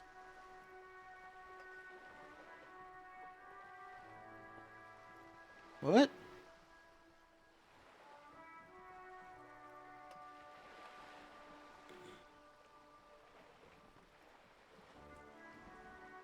Hatred, disgust. It's difficult to tell which of the two is more present in her girlish features. The lieutenant okay, the lieutenant had a reaction. The woman on the boat does not notice her staring. That is on her. Someone's got to keep an eye on her. Ozon is an archipelago 2 days' travel away from Rivershore.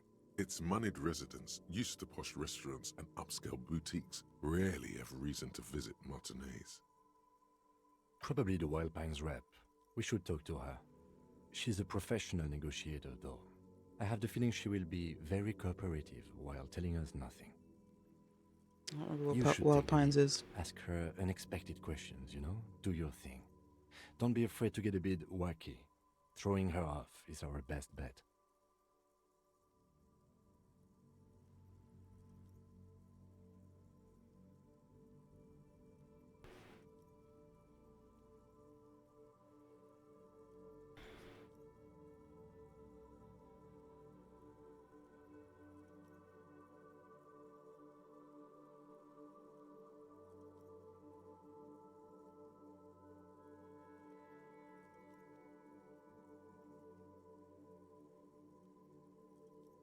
Good idea, piggies.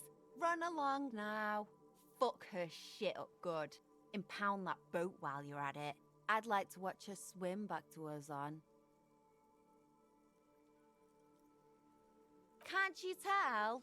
I'm painting a beautiful mural, an aereo graffitio visible from low orbit. I haven't really started it yet. I'm waiting for the right words.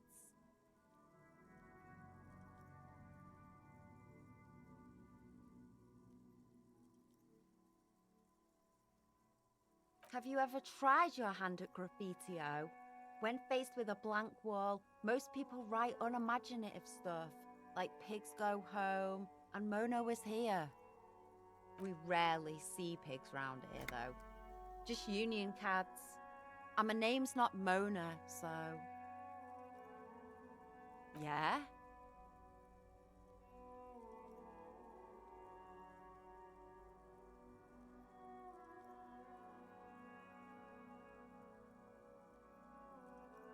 Thanks. I'm sure the inspiration will come to me now that I have an official RCM stamp of approval. She means the opposite. I ain't no snitch, pigstein. Go forth and forage in someone else's shit.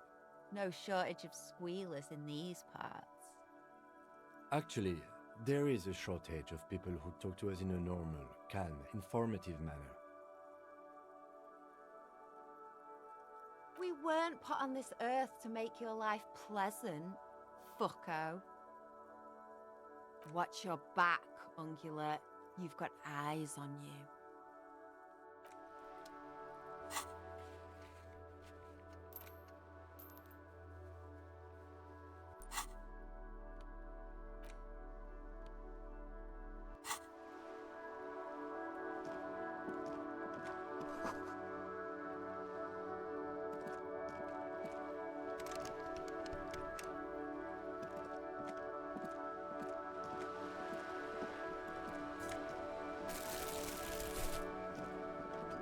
A sturdy metal door guards the southwest entrance to the apartment building. It's locked. This could be a way into the apartment building the smoking man vanished into.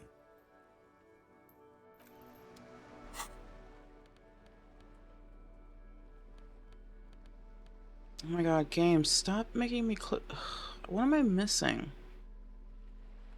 Got a little orange thingy here, and then I click on it and there's nothing there. What am I missing? So confusing.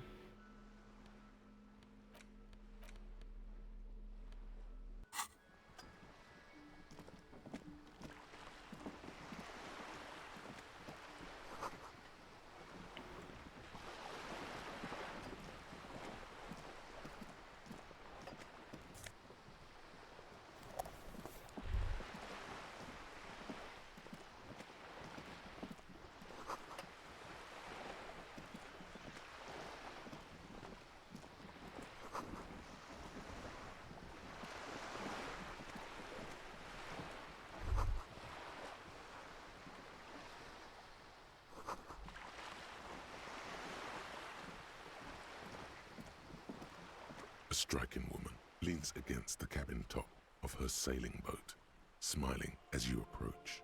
Her green raincoat glistens with droplets. A silk scarf is tied around her throat. Good morning, officers.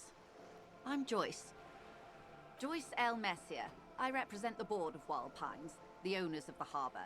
You gentlemen must be from the RCM.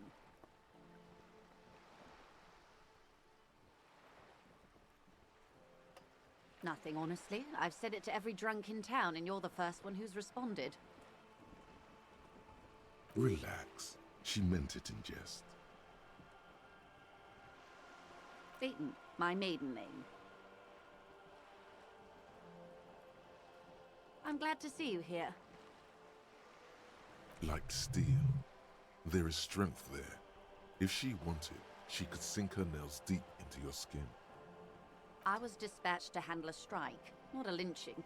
Anything I can do to assist the RCM in this matter, I will, gladly. That is good to hear, madame. My colleague will take the lead on this interview. I should let you know that he is recovering from an unusual medical episode. Very unusual. But I can assure you of his ultimate competency.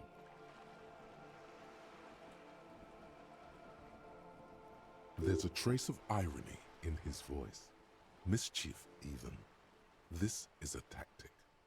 It happens quicker than a shooting star. But did the lieutenant just wink at you? How interesting. I wish you a swift recovery.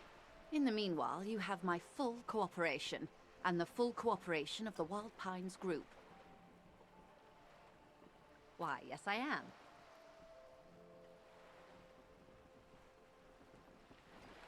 The boat? No. It is called Cor de Leyte 19 because that's the type of sloop it is.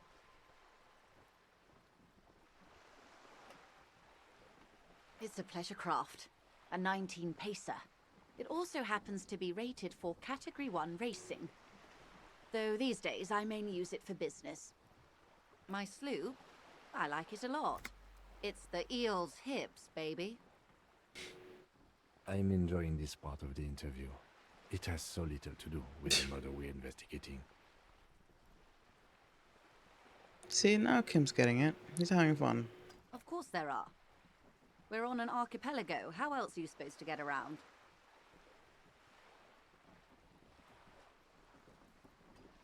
Yes, we are. We are on Le Caillou. Technically, the neighboring Ozone and Fas Alamer island groups are archipelagos, while La Caillou, by contrast, is a single fertile landmass, the fourth largest island in the world. It is not an archipelago.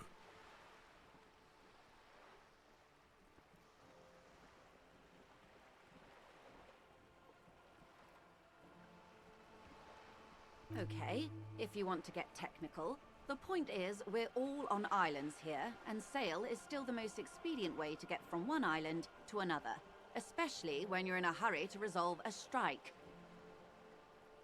I haven't seen anyone else drive a souped-up Capri Kenema motor carriage either. Actually, that motor carriage has been specially issued to serve as a patrol and pursuit vehicle. It's for crossing long distances in the greater Ravachol industrial harbor. It's not a toy. Neither is this. A toy, I mean. It's a machine for crossing long distances in the Bay of Revachol, between the city and the islands. You need to make this lady admit she's only riding around on this boat because she's rich. You have the guns and the ammo.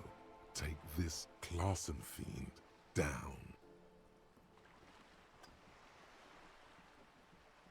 Oh my, the E word.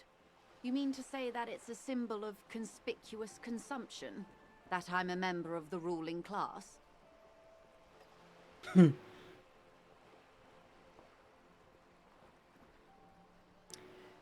Mundo, class wartime, baby. Detective, may I remind you that Mrs. Messier is a professional negotiator? Then what does that say? Does it say docking reserved for residents of Rue de Saint-Ghislain, 33A? 33A? This old proletarian haunt here? As I said, plenty of people drive boats, of all social strata.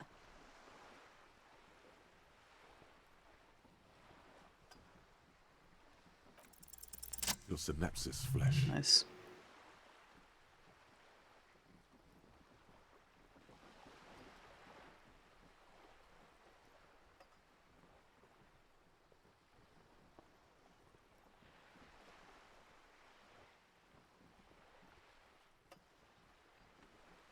Yep, that's the stuff.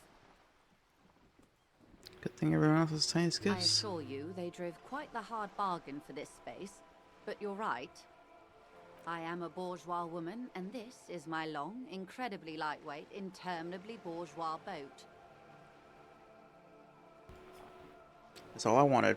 Officer, I assure you I'm a highly qualified pleasure craft operator. The crowns of her teeth are porcelain, white as the boat's hull as she smiles. Her nonchalance might be related to something called the Wayfarer Act, a law that says she doesn't need a license. Sly Fox, you're not aggressive enough to harass her further on this. Good. What we do? I'm afraid I don't speak for Wild Pines as a whole. It's a giant undertaking. There was a touch of discomfort there. She wants to merely represent.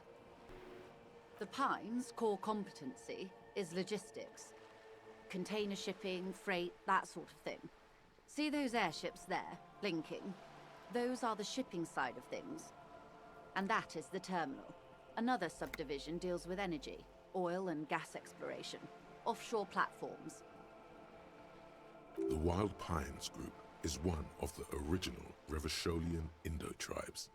Companies awarded royal monopolies by the king, the suzerain himself, centuries ago. The king is long gone, but several of the Indo tribes remain.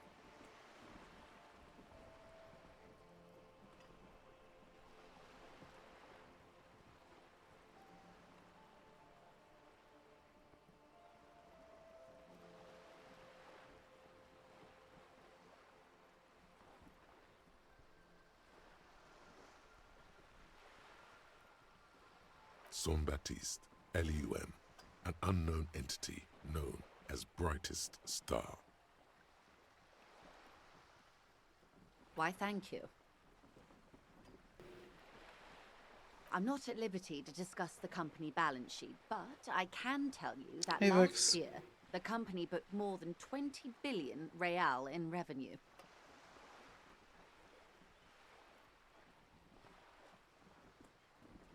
$20 billion is a large number, but the conglomerate employs 72,000 people.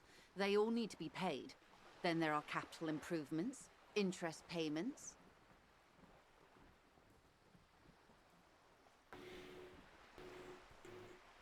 I'm getting by here. A conglomerate the size of the Wild Pines is like a shark. If it stops And a whole moving, lot it of will exposition, die. but I feel like I'm Then not what making much becomes of those progress. 72,000 Not families? exposition, but It's a tremendous responsibility. what's the word I'm looking for? Getting a lot of like lore stuff, but I'm like, still haven't been able to investigate the stupid body.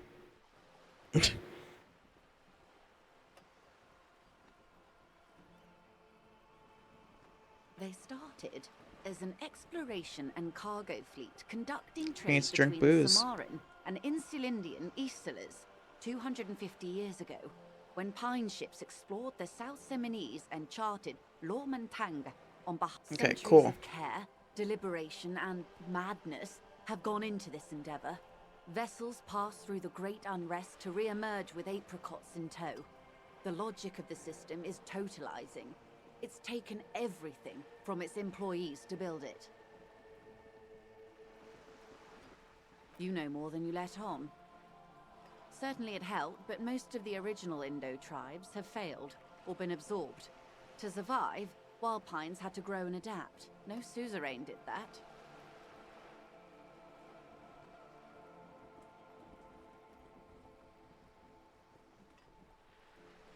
You mean aside from being the terminal's legal owners, who are responsible for moving 8% of the world's cargo?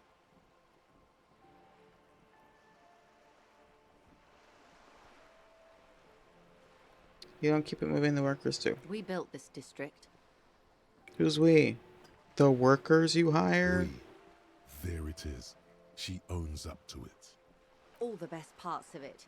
Rue de Saint-Ghislain, with its bastions. The plazas Meteor and Mosaic. Even some of the old street lamps have been put back thanks to the investments from the WP.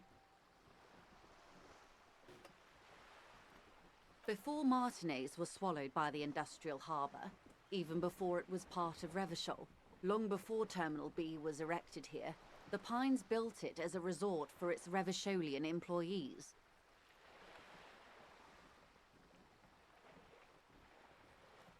A company getaway, for a weekend or a summer holiday. Then came the revolution. But that's another matter.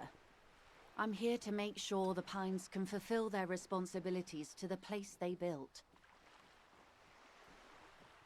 What we do. There was a touch of discomfort. The Pines, and that is the... The Wild Pines Group is one of the original Revacholian Indo tribes. She nods. Everything. Right up to, but not including, trade secrets. First, you'd have to repeal the Emergencies Act of Trade in Aliments that gives me the right to silence. It's quite the octopus. The octopus that straddles Revachon, the Emergencies Act, is the cornerstone of post-war Revachon, inseparable from the world it created.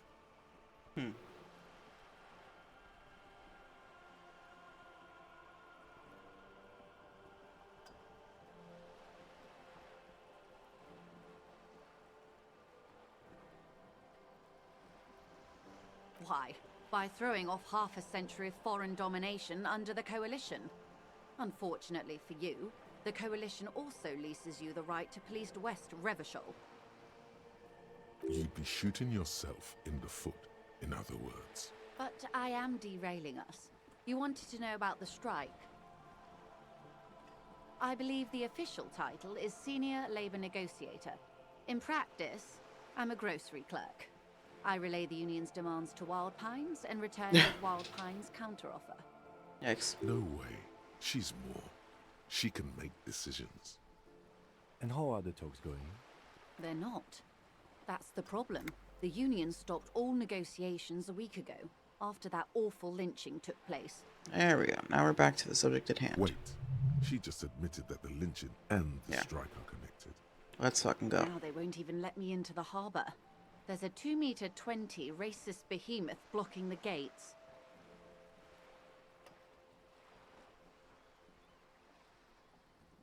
What can I say? The union employs a giant covered in tattoos. A racist giant. I guess that's part of their big tent organization now. Yes, I believe there is a connection, but that's a subject for later. Let's say I was not making the kind of progress I'd hoped for when I first arrived. And when did you first arrive?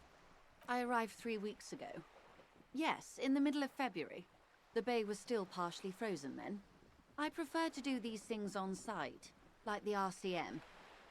I wasn't the original negotiator here. I took over after Mr. Gaumont hit a wall with Mr. Clare, the union boss. Mr. Clare refused to speak with Gaumont despite concessions he'd granted the union in prior negotiations.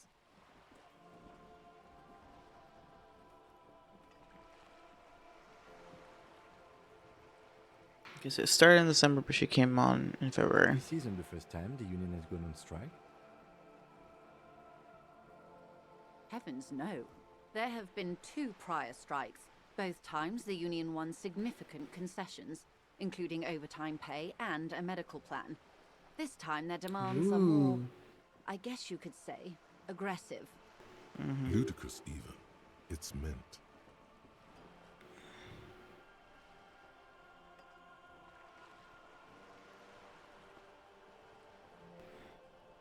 Mr. Clare told him to... how did he put it? Fuck off, midget. Gaumont is short of stature, you see.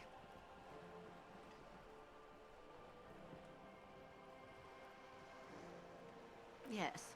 Keep in mind, this is a negotiator Mr. Clare has worked with before, and who was more than fair with him and the union. There are leaflets everywhere, and banners. What did they say again? Oh yes. Every worker, a member of the board. Most of the workers probably don't know what that means.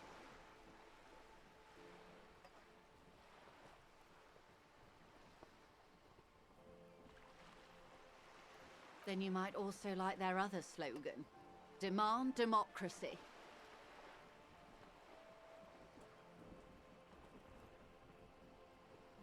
God, I'm having fun with this. Personally, I agree. It lacks the pizzazzo of every worker a member of the board. It's quite simple, you see. Every time the Wild Pines group makes a decision about what, about anything really, it needs the signature of each of the 2,200 workers in its Martinez terminal. Just so you understand, this is but one of 22 terminals owned by Wild Pines. Essentially, not only are they kings of the company, they are also kings of the 72,000 employees of Wild Pines Group.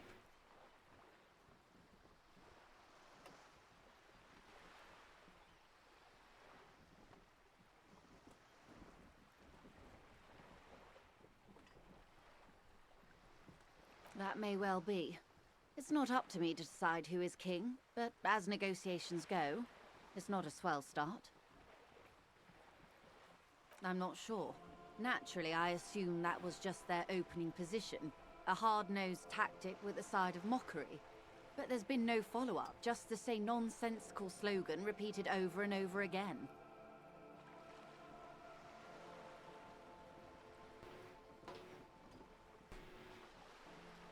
And now, people are getting lynched, I hear. Behind the whirling in rags. A disastrous situation if there ever was one. Excuse me, from whom did you hear about this lynching? I first heard it from the bowyer at the gates. The one whose very name advertises his aversion to work. I think he said it was, "Call me mañana." Call me tomorrow. This checks out. The scabs? You mean the huddled masses of Jamrock, come to plead for work where the Union refuses to? Don't let her answer it herself.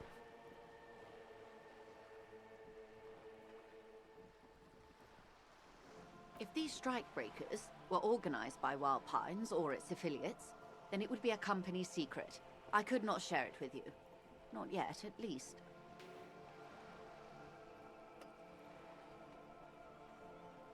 It's implied. She's open to discussing this matter with you at a later occasion. Everard Clare is a man of the utmost integrity. If you can say one thing about him, it's that he always puts the interests of the workers first. Word. Of course not. Everard is fantastically corrupt. I imagine he has a thick, viscous goo where you and I have blood. If you were to prick it with something sharp, you could see it oozing out. A knife, maybe? No, a rapier.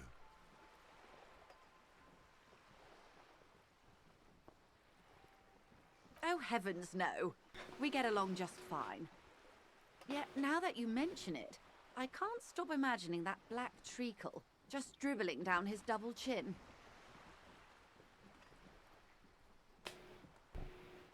He is the most corrupt individual I have ever seen, and I deal with men like him for a living. If there is anyone more venal, more irredeemably nepotistic, then it's his twin brother, Edgar. Yes, Edgar looks exactly like his brother, except for that lazy eye. He also talks exactly like Everard does, and when one's term as foreman is up, the other takes over. It's how they circumvent the term limits, you see, with a funny little switcheroo. While in office, they've embezzled God knows how much of their workers' dues. The Débardeurs Union was once a perfectly normal institution. 20 years ago, anyway. It must not have been easy to establish under the Emergency Act, but they did it. I can respect that. Organised labour at its best, as they say. Then something happened in the local chapter elections. The brothers Clare came and transformed it into a... how do you say? A mob. The Débardeurs are a crime syndicate. Sad as it may be, I suspect we'll be forced to cooperate with them. Refreshingly honest, officer. The company has tried appeasing in the past, but I'm afraid our concessions have only emboldened Everard and his brother. What, appeasement didn't work? Weird. And your opinion, detective, if I may ask? I'm a curious and talkative person, you see. Would you say the Débardeurs Union is...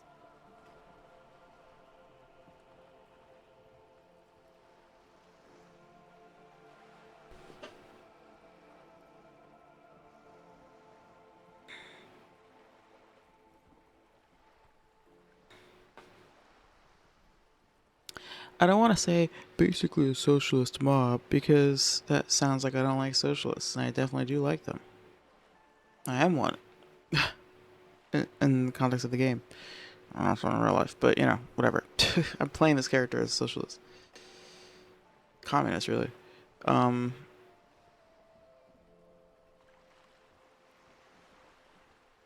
gonna say I don't have an opinion. Of course, officer. Boring, I know. I'm glad you asked. There was a woman, the previous forewoman of the Union. She disappeared. Disappeared? Yes. On the last day of the local chapter elections, her daughter phoned in and said she wasn't running anymore, or coming to work. Ever.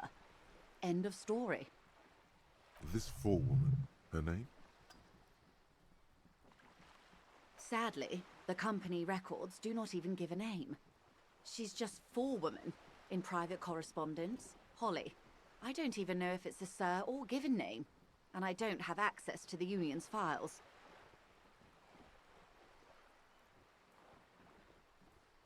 Downright haunting, if you ask me. The Wild Pines suspected foul play, but what could they do? It was a Union matter. The point of the presentation is, these kinds of things happen around the Clares. Watch out when you're dealing with him. Thank you for your concern, ma'am. We'll be just fine. Of course. How else can I help? Quite a few things, I'm afraid. The information I'm to share with you includes sensitive trade secrets. For the sake of my employer, I have to ask for your names and badge numbers. Of course, ma'am. We should have introduced ourselves. I am Lieutenant Kitsuragi from Precinct 57. And this is my colleague from Precinct 41. I'm afraid he doesn't have his badge at the moment. I hope mine will suffice. How curious. Why is that, Detective? 'Twas stolen by some artist, surely. Best to pin the blame on them. Everyone knows you can't trust artists. Everyone knows you can't trust artists. They're nearly as bad as clowns.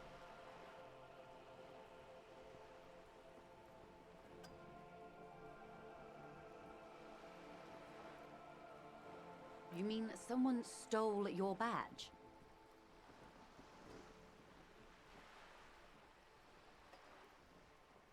Some Arlequinos, you say? I'm afraid what I need to tell you is anything but fun. I really need to discuss it, however, with the RCM, and I need your badge for that. Unbelievable, sire. Even the Arlequinos didn't work. I see. So, are you saying you lost your badge during the course of this episode?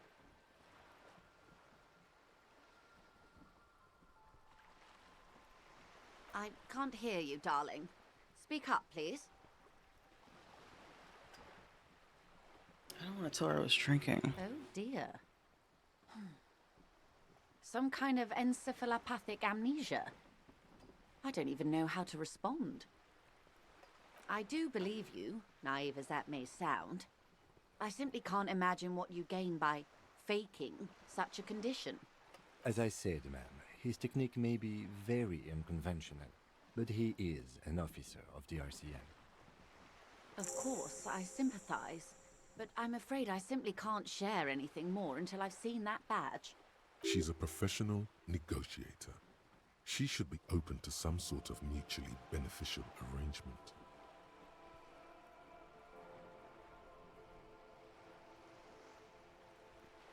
Of course.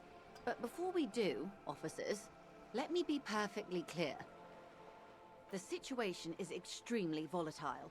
The sooner we can speak about this lynching business, the better for all of us.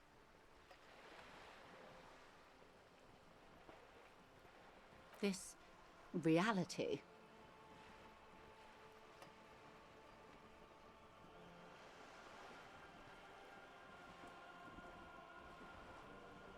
That's right, because she's rich and I gotta ask rich people about the world. Reality is your side case.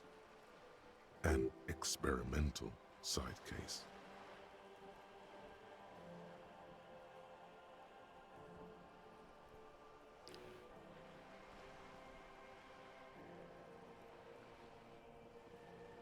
Ah, yes, the episode.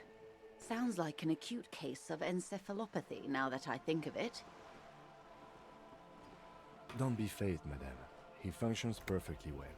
He only needs a lowdown on all of reality. We may be here a while then. Ask away, officer. I'll help however I can. All right, we're in. I know these all Oh god. good, but begin with the first, okay?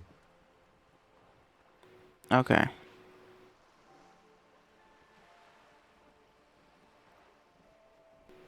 It's a slow burn. I get it. It's a slow burn. There's good moments. There's moments where I'm like, oh, that's interesting. Oh, that's cool. But it is largely a very slow paced game, which is fine. I was playing Cyberpunk before. And now I'm like, slow down.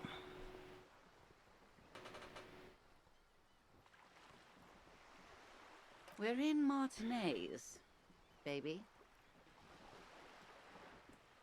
A casual term of endearment popular among the 50-plus crowd. It's a disco holdover, pay it no heed. Martinez is a district of Revachol.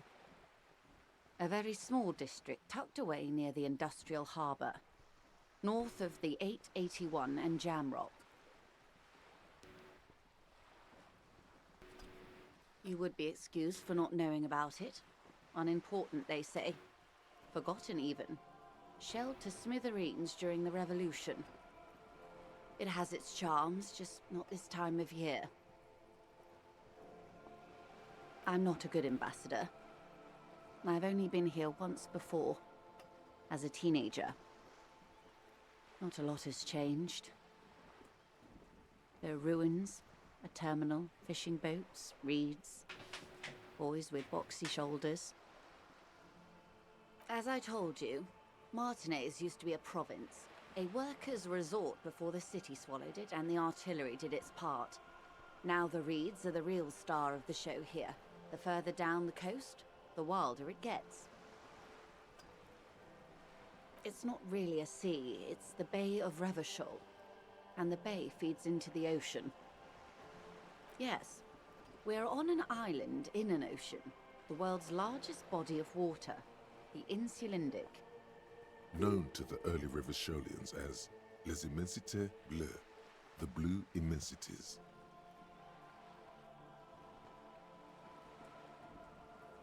Caillou, as you already know. Imagine a pebble. A smoothed-over pebble amidst a great blue sea, misshapen, cracked. The cracks are the River Esperance. We're in the delta of this river, on the 6th branch, the Martinez Distributary.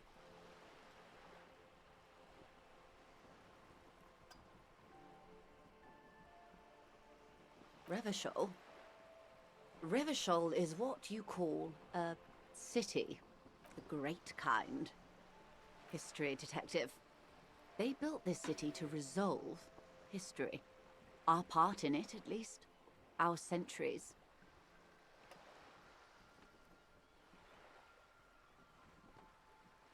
In the DeLorean century.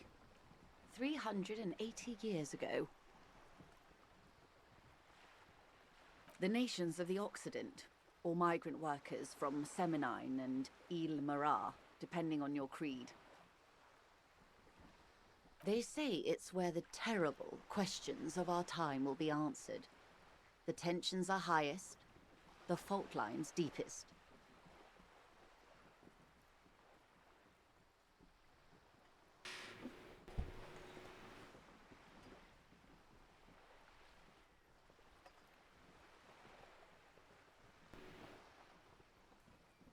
By that I mean conflicts.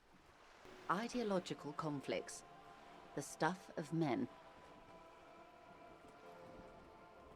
We are standing on a fertile, self-sufficient island able to sustain up to 200 million people in the middle of the Insulindic Ocean, the world's connective tissue.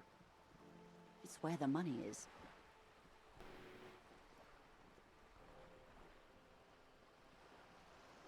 I think it's fair to say so. Martinez is about 22 kilometers from the center of the world. That soldering iron is the bank of the world building. The bottom floors are Insiacom, coalition government, Insulindian Mission Command. Silence. She lowers her hand. The water, the light. It's as though you're seeing it for the first time. There is no recognition, only the immensity of the sea and the cold radiating from it. She observes your eyes scanning the horizon, then breaks the silence, slowly. This is one thought you need to complete. Where are you? Was there something else you wanted to know? I remember something about a lowdown. This has been informative. Thank you, man. I'm sure my memory-impaired partner has many more questions to ask, about even more fundamental aspects of reality. Might I suggest not asking them all right now? Madame Messier will be here later too, and tomorrow. Isn't that true, ma'am? Absolutely. My commitment here is long-term.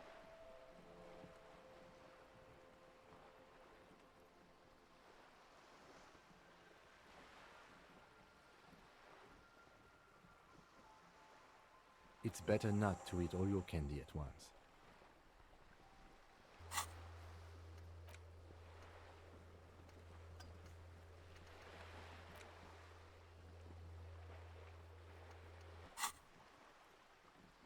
Indeed. I'm always at your service.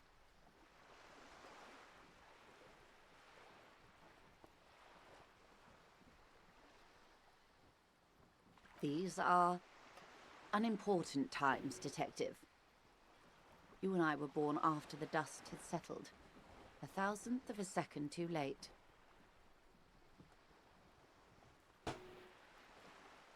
For the big time. The revolution.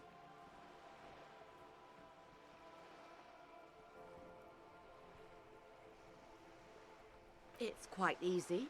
Every 100 years or so, our species gets together to decide what's next, who gets shot in the head, and who gets the mineral rights. It's a real kerfuffle.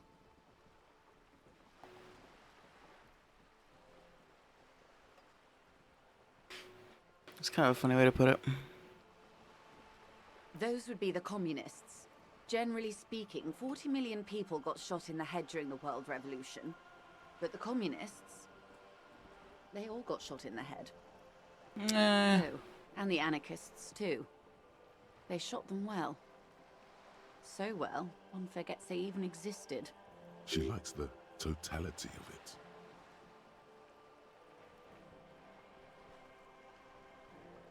Did they ever? Before they got shot themselves, they shot 2 million people. Yeah, it was a kerfuffle, all right. Yes, the Insulindian deluge, they call it.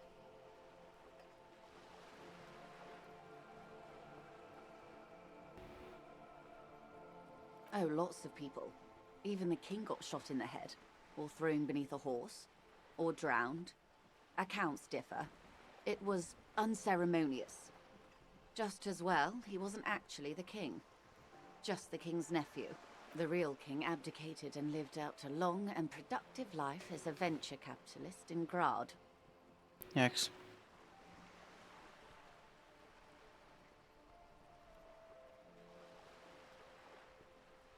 About head shooting, the liberals got the mineral rights. And by mineral rights, I mean everything. Liberals are usually middle-class people, Detective, or the remaining gentry, the beneficiaries of the pre-revolutionary arrangement. Some were rich enough to stay with the Constitution, with monarchy. Big mistake. Others bet on the revolution. They were called the ultras, or ultra-liberals. They fared well.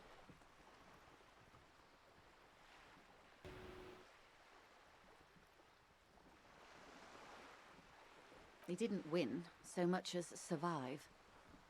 We were the last ones standing when the war ended. Everyone else got shot in the head, remember? We. She's one of them. Of course. To foreign intervention, the coalition. Those people really took the mineral rights. The liberals took everything that wasn't nailed to the ground. The coalition took the ground. The ocean, the laws, and the people. The Coalition of Nations. Grad, Mesk, Vesper, Messina, Oranje, and Sur-le-Clay. The armed center of the world. They landed here and ended the revolution. It was the moralist thing to do.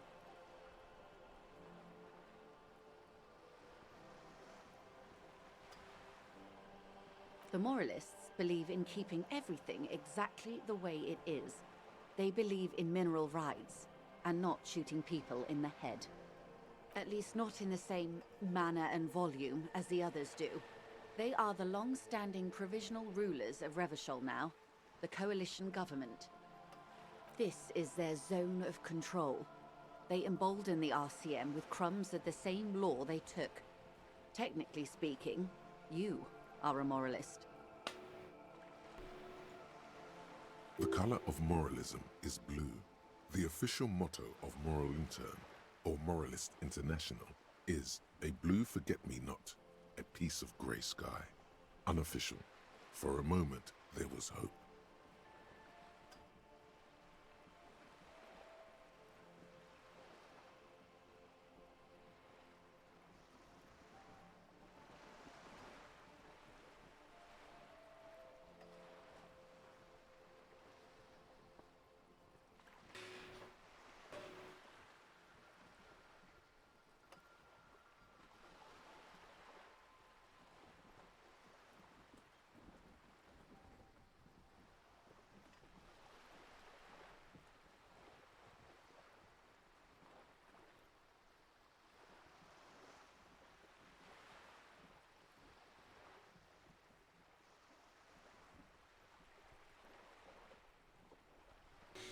Okay, hold on.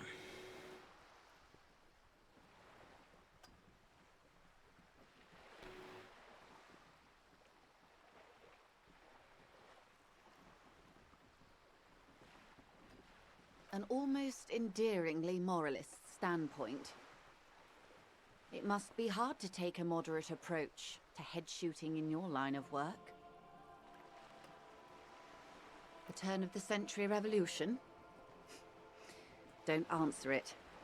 It's a trick question. The revolution began in '02 on the Isla of Grad, though by the end, nearly the whole world had gotten involved. It wasn't a who, but a what. A pandemic of Zarat, a particularly virulent prion disease, which the authorities in Grad proved unable to contain. Then Mazov came along and overthrew the government. It made people overthrow their governments. Indeed, Zarat is a highly infectious microorganism that destroyed brain tissue. The actual causes of the revolution were material. The pandemic only provided the spark.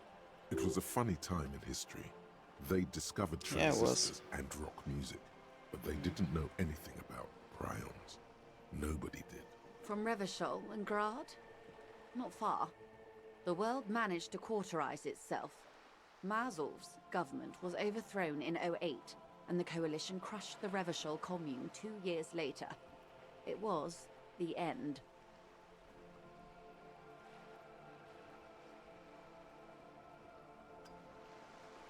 Why? You and I, officer. Our lives in the zone of control.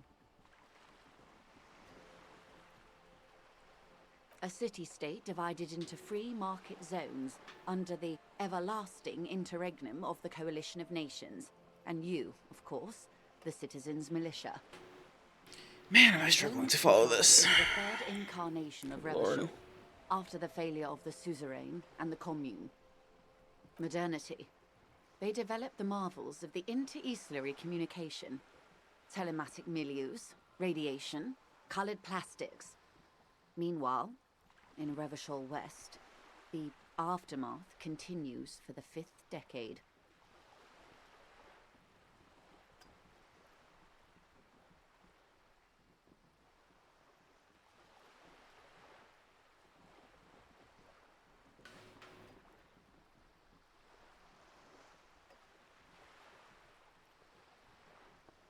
"51 minus 8 equals 43.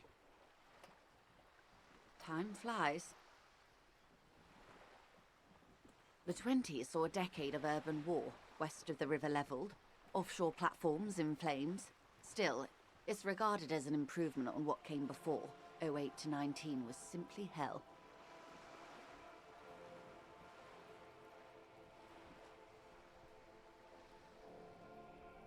The 30s? Things settled down in the 30s. Revachol East transformed itself into the world's largest tax haven, with the international community's blessing.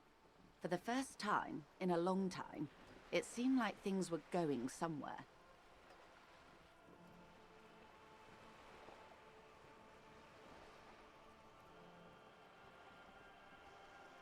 All that untaxed income must have fueled the new.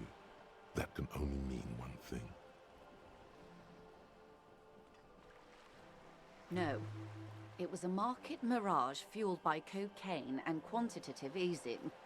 The 40s dispelled it like a cold splash, an Isla-wide hangover, you might say.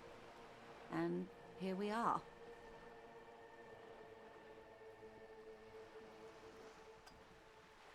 Welcome to reality, baby.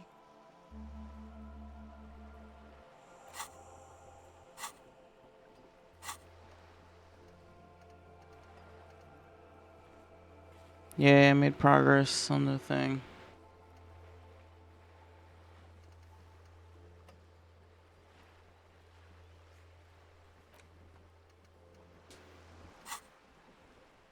For her to be where she is, Wild Pines Group must have picked the right side.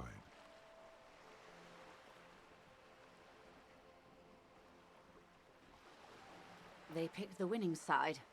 That's why they're here, and others are not. Perhaps it wouldn't have turned out that way had I been in charge. I might have bet on the king and led the Pines to doom. I would have sided with the cannons. If you'd seen the calibers of the things, you might have too. Perhaps it's better I was born when I was. 10 of the 14 Indo tribes got it wrong. Feld, Kupri, Tricentennial. So I suppose I would have been in good company.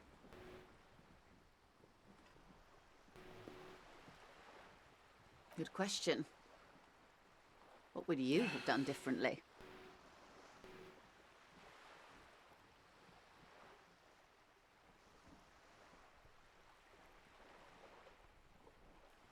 And I asked you, past less detective of the Citizens Militia, what insight has acute encephalopathy given to you?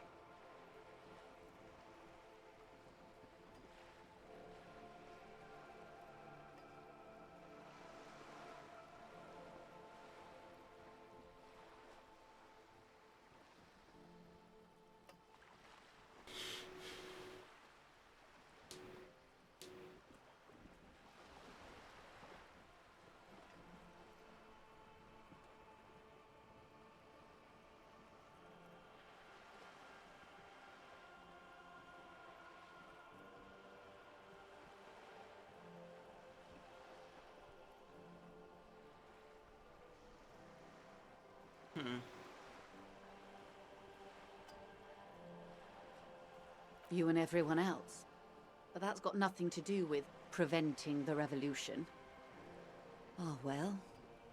What was, I guess. Good question. What would you have done differently? So a quarter of humanity simply lost their minds. And how would you stop a prion, a complex folding protein, unlife, with a technology 50 years ago?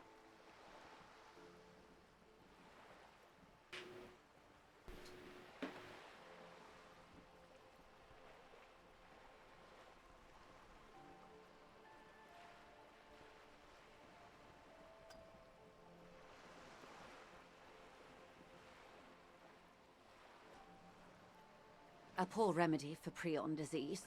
Kupri, resplendent, both gone now. Those that survived mended their ways. They're all ultras now.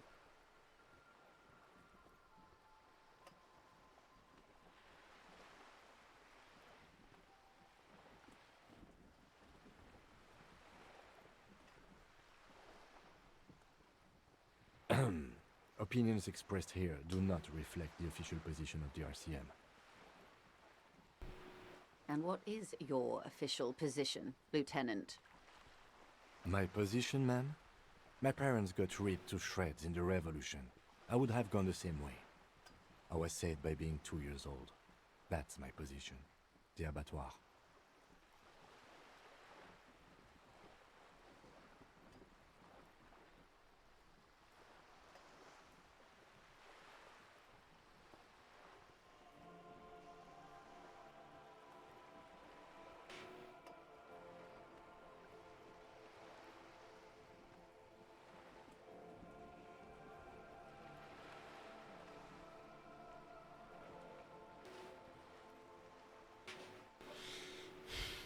Understandable. They are what they are. Who knows? An afterbloom may yet come. Anyway, enough sentiment. Not so fast. Who is she in all this? Ask her who she is. She owes you an answer. Alright, I need to take a break because now I'm like, oh, things are happening, but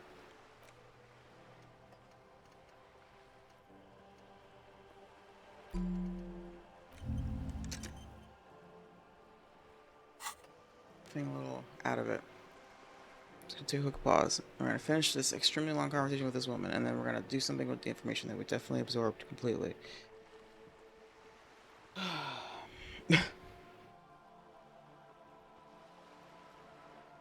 I might also call it. I don't know.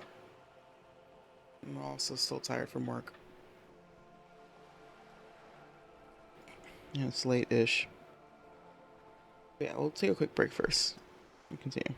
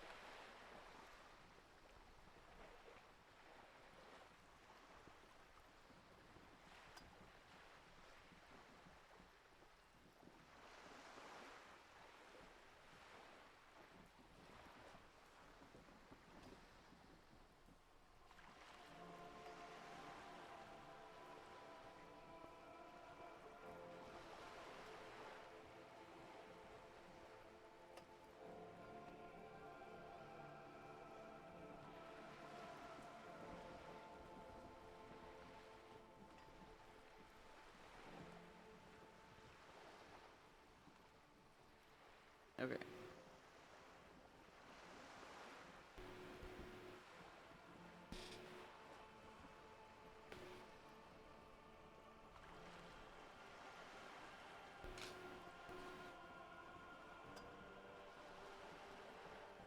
Whee! It's a neurological disorder caused by a lack of vitamin B in the brain. Symptoms include a retrograde amnesia. It's quite serious. You should get yourself checked out. Well, it's either bariatric surgery or long-term alcohol use. She nods slowly.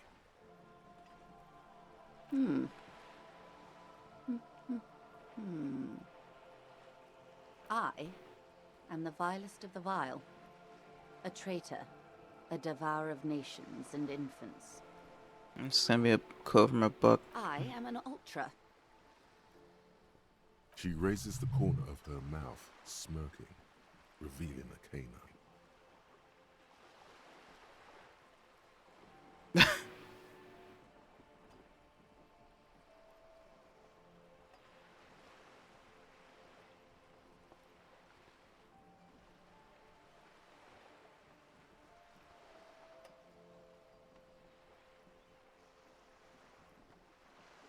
Tempted.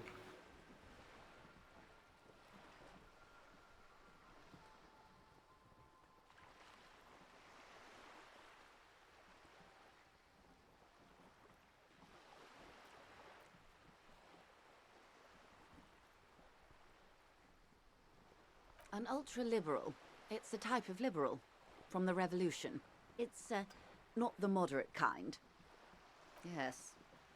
I am the nether creature of the Forbidden Swamp. I pushed the king under a shit wagon and betrayed the revolution. My kind surrendered the nation to financial colonists.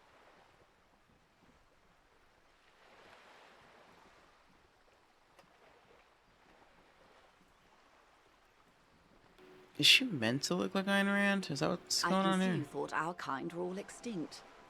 After all, no sane person identifies as this anymore. Not in broad daylight. I can see we're not so different, you know. Tell me, now that I've uncoiled myself, do you find me frightening?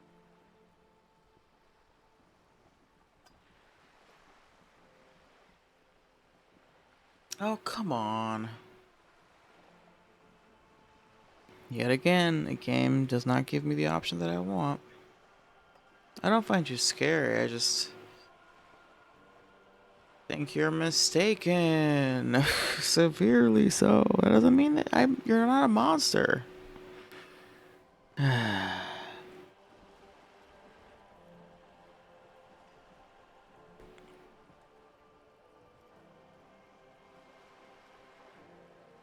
Hey, look, it's 1, 2, 3, 4 o'clock.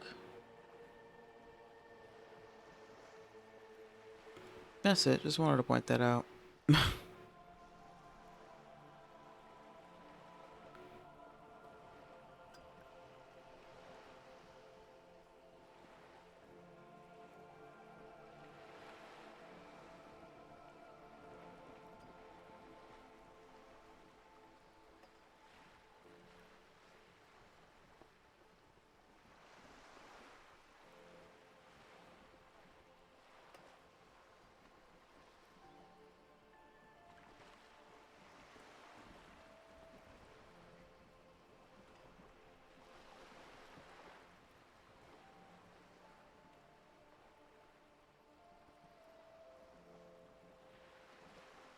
I guess I'll go with I don't care, even though I kind of do. Nah, fuck it, you're a monster. That's a pity. I do hope we can remain collegial, despite it all. Yeah. Tell me, when you look in the mirror, do you not see a monster staring back at you? I absolutely do. When the dust settled, the liberals were the only ones left to clean up the mess. By virtue of their survival, they were handed enormous power to shape the future. This was all our last generation managed. Yeah, and now we have a situation where you guys get to, you know, there's some people who get to, like, live large and live comfortably, and some people don't. So we're back to the same bullshit.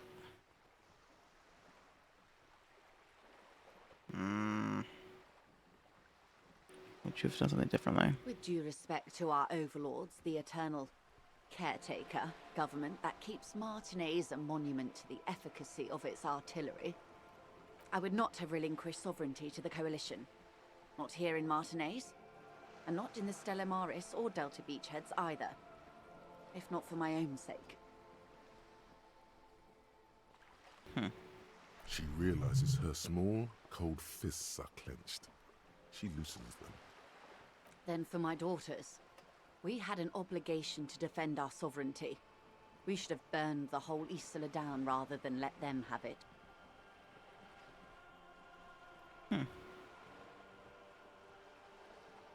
Yes, I suppose I am. But I wouldn't be a patriot anywhere but here. Seditious talk, man.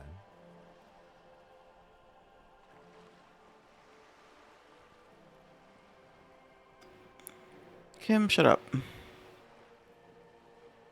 Perhaps. My intellectual vanity will be my undoing. You're no dummy yourself.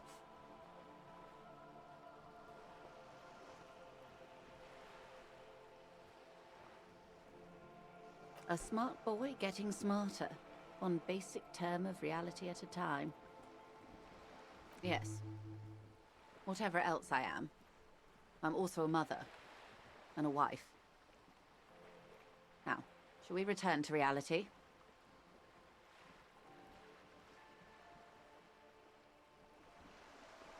A bird? A sphenicid? A flightless bird of the polar regions?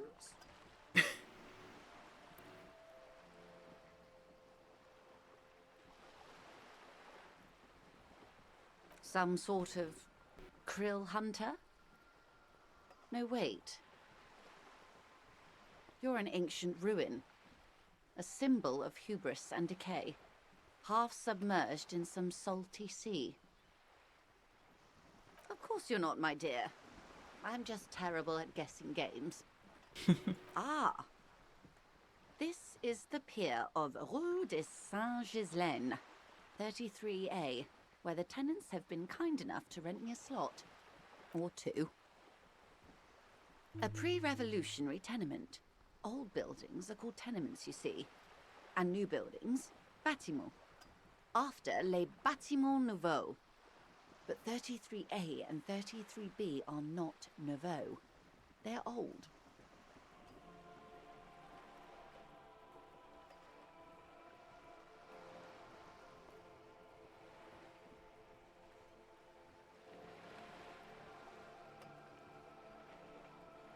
This one used to be 8 to 10 stories tall, a real high-rise by the standards of the last century.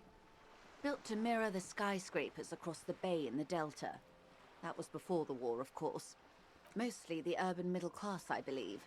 This was once primo real estate, before the cannons lopped 4 or 5 stories off. Splat, splat.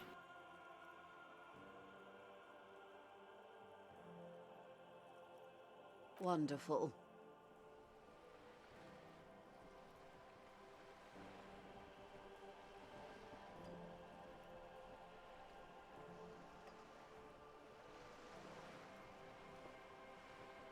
The girl in the old lady rags.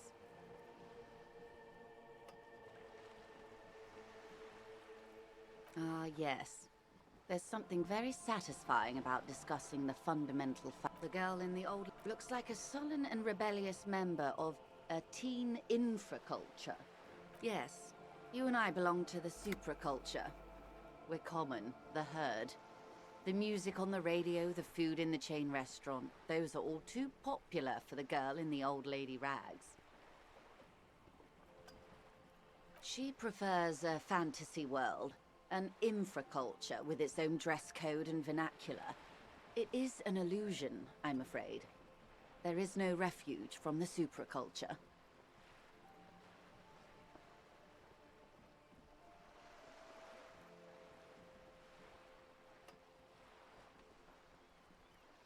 I can't.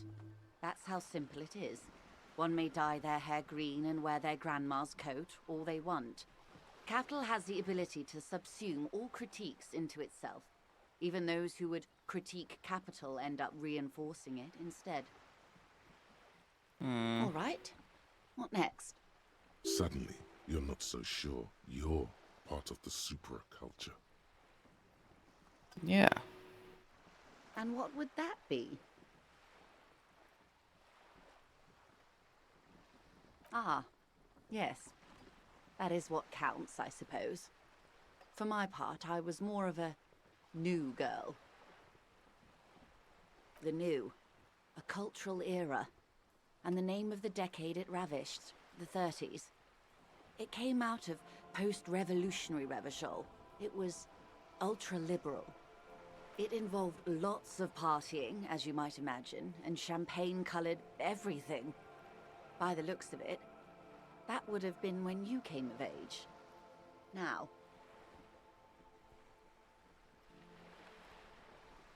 Wasn't it Guillaume Le Million who said, if you can remember the new, you weren't there?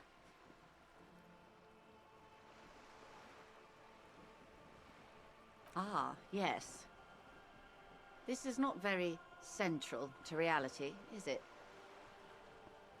I can't be 100% sure, but I believe he died due to complications from venereal disease. Are you sure you didn't die of autoerotic You asphyxiation? can't get a venereal disease from that, can you? Just answer that question. All of them. Ugh. I'm afraid no. But then again, one can't be entirely sure. It's all part of his mystique. Ask someone else and you may get a more champagne-colored take. Anyway, what other basic facets of reality should we discuss?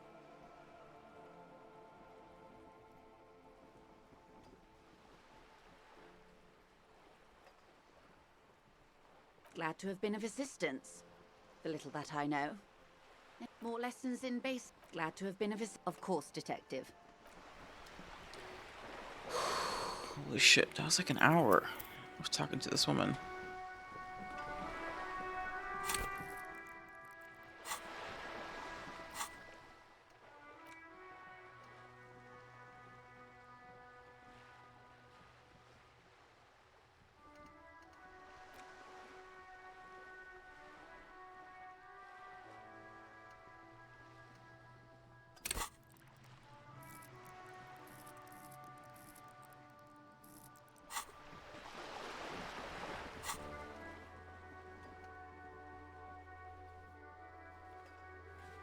My commie score is through the roof.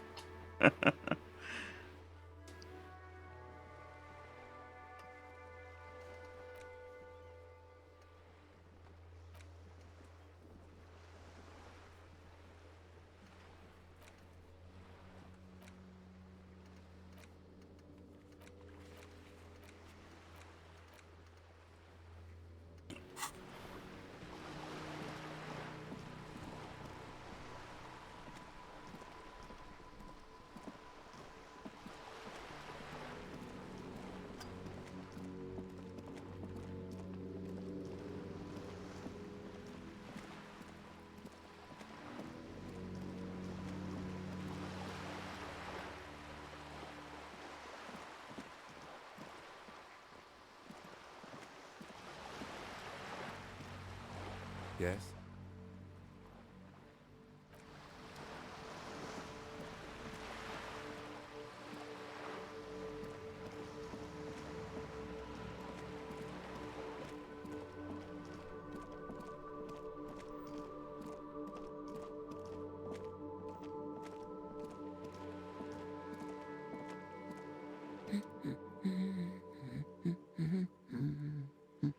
I don't mean to disrespect, sir, but you are being a bit of a cockatoo here. For what it's worth, I agree.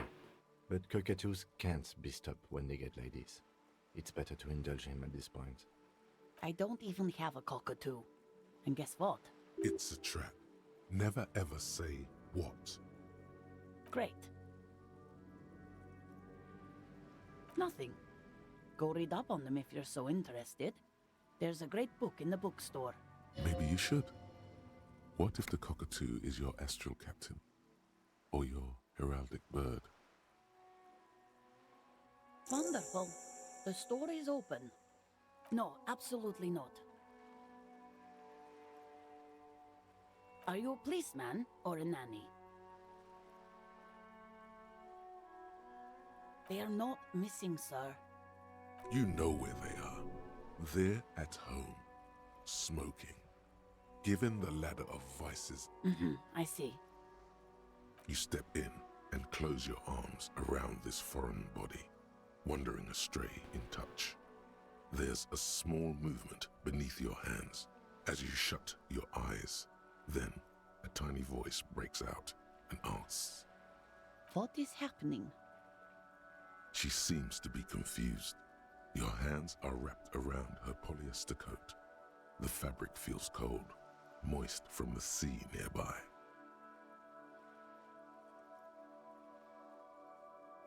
The situation is oddly intimate. Your cheek is pressed against her shoulder. Her hand is trapped between your chest.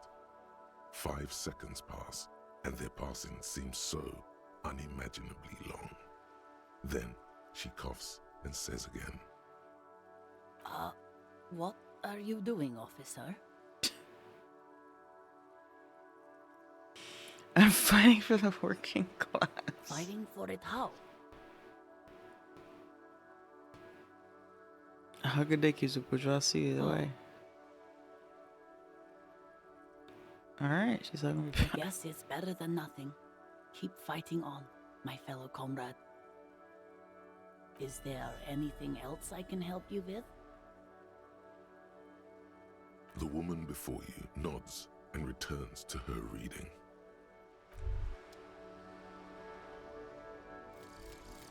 Volumetric ship compressor. Bizarre Whoa, look at this scientific artwork. news from Revachol West today, where a police officer's shit has been observed at a pressure of around 495 gigadecimals. These metallic hydrogen levels of shit togetherness were thought to exist only at the center of collapsing stars, not law officials. It remains to be seen how long the shit's singularity lasts.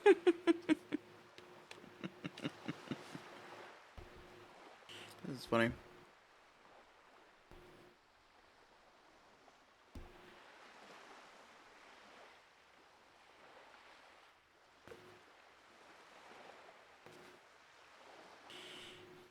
Getting your shit together to the fullest.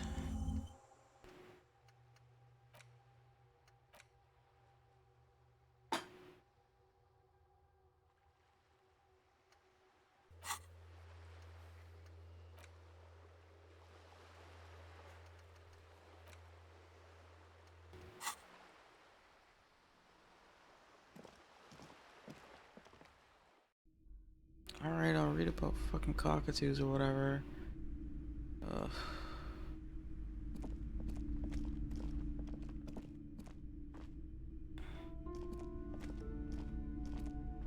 A sulfur-crested cockatoo sits on the cover, its beak slightly open.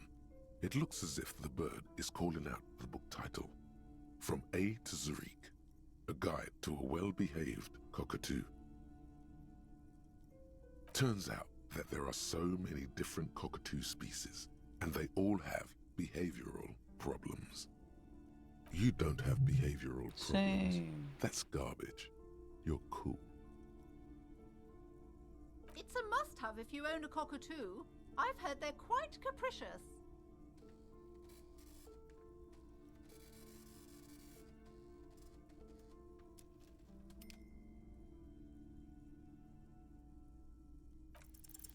Slowly. Damn it. Move your hands toward the tome of cockatoos before Goodies. I think not. Oh, a nature enthusiast. Good choice. We do because we're fucking broke, dog. Fuck you, game. It's annoying. A cockatoo is a parrot with an erectile crest found on the Seminine Islands and in southern Fas a la Mer. Known for their intelligence and general precociousness, cockatoos are popular birds in aviculture. However, they often exhibit various behavioral issues.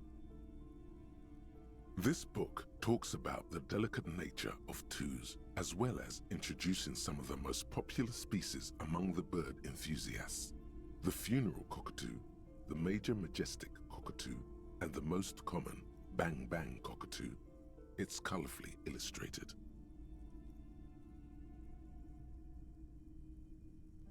This is a yellow-tailed black cockatoo. Its specific name, Psittacus venereus, relates to its dark and somber plumage. This bird looks as if dressed for a funeral, 24/7. There is something indisputably ominous about it. Perhaps the most impressive of all the species, the endangered major majestic cockatoo, is often described as the most flamboyant bird in the jungle. Its pink-colored wings and flowing crest embellishing its proud and bumptious nature. In the words of poet-explorer Sir James Fournier, few birds more enliven the monotonous hues of the verdant forest than this big, bold, and beautiful species. Despite its banging name, the bang-bang cockatoo is actually the shyest of the species, common in almost all Seminoles forests, as well as zoos and homes all over the world. Its plumage is mainly gray and white. The Seminoles name, bang bang, is thought to be of onomatopoeic origins.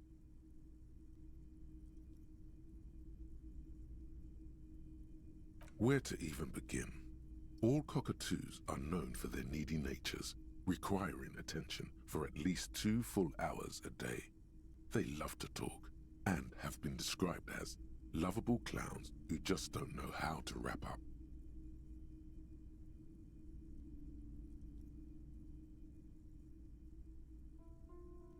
Pet owners also report moodiness, loudness, and hostility as recurring issues.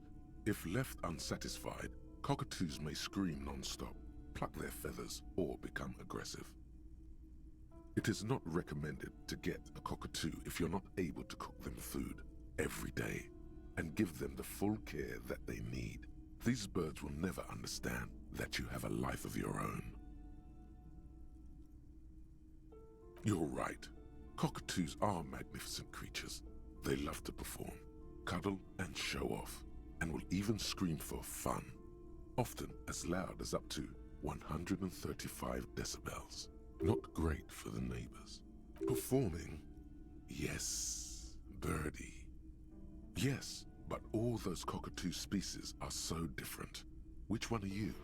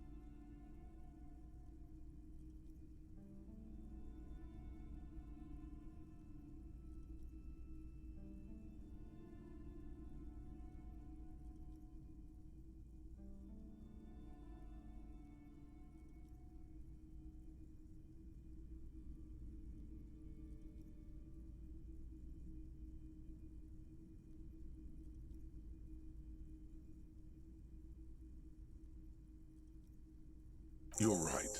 You're the mediocrity embodied. This unsung bird belongs on your heraldry.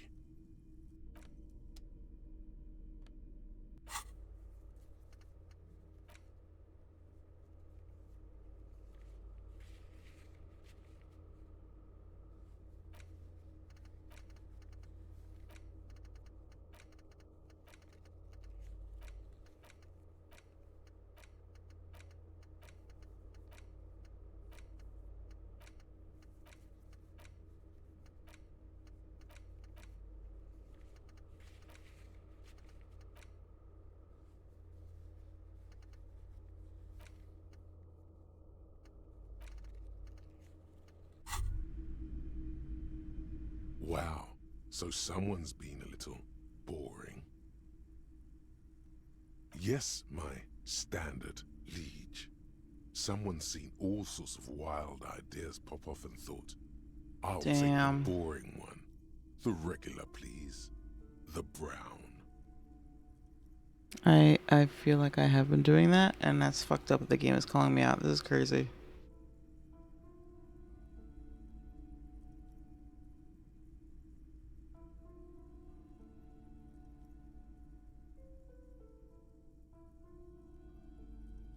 No need to be defensive. The regularity, the brownness, the cut and dry have their appeal. A very standard appeal. You? I wouldn't worry about that. See? You're so regular and vinyl brown, he doesn't even want to talk to you about it. Of course you do. And maybe some black shoes or a pristine white shirt to go with that. It's official. My lord's Copo type is regular cop. I'll let everyone know. I'll send out a telefax.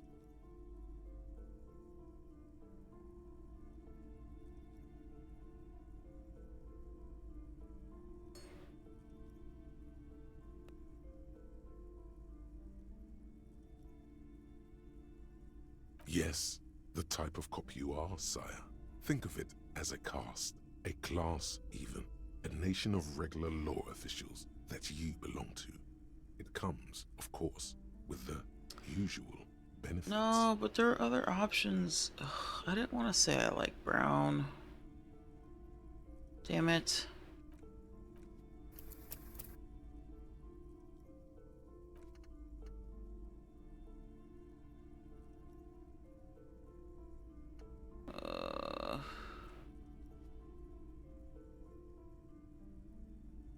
Good, good. Of course.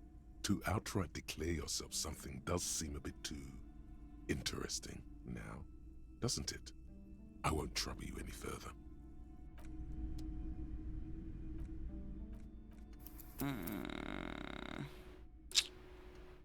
Damn it.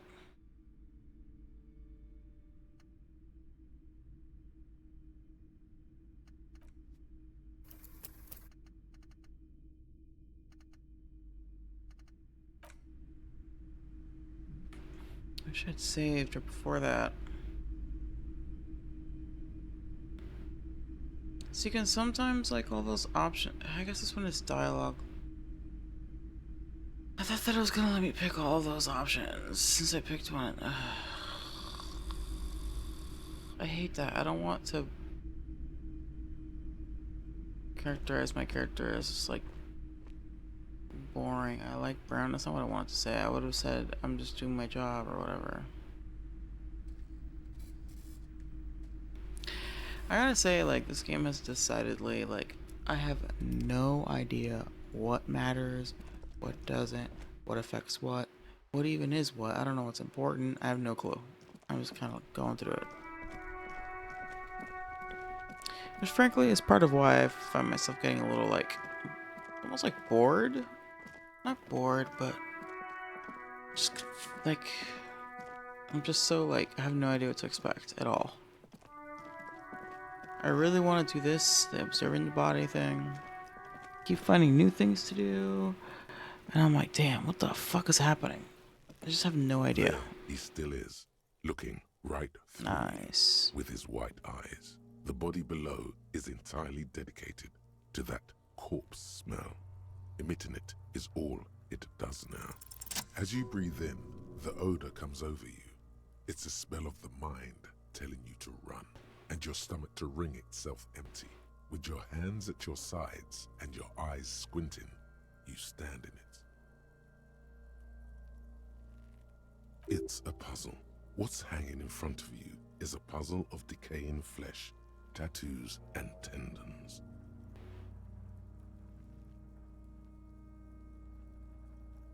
They do after 7 days, yes. We are deep in decomposition here.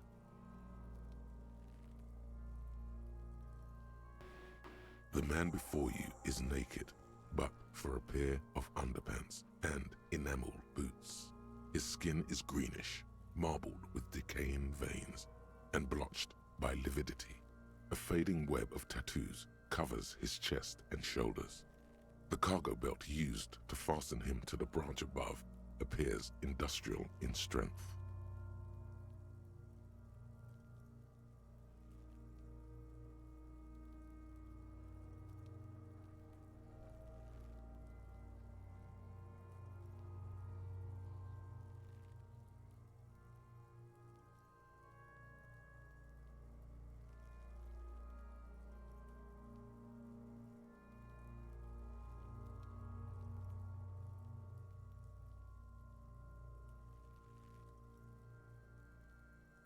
The material appears to be ceramic. Its clean white stands in stark contrast to the decaying flesh above the knee. The man wore thick polymer socks, probably for padding. A fine array of interlocking plates covers them.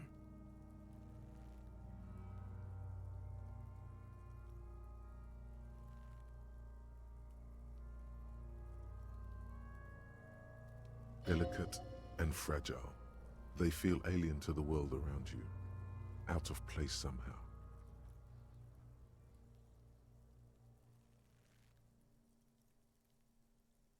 These are clearly not boots.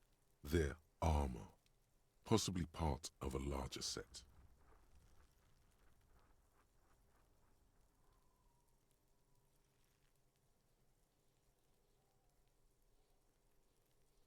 Oh, I got hit by a sneeze attack just then.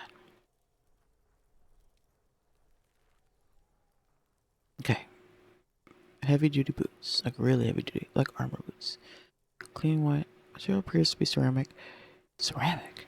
Its clean white stands in stark contrast to the decaying flesh above the knee. The man wore thick polymer socks, with padding, and fan or interlocking plates.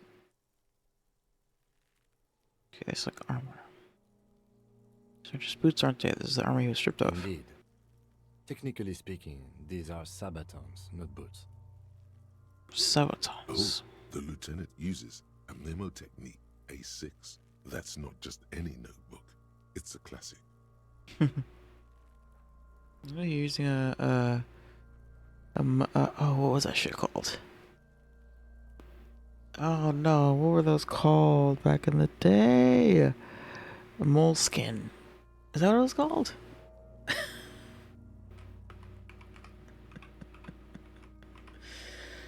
Yeah, moleskin. Those stupid fucking notebooks. They're super expensive. I haven't thought about that in fucking like 12 years.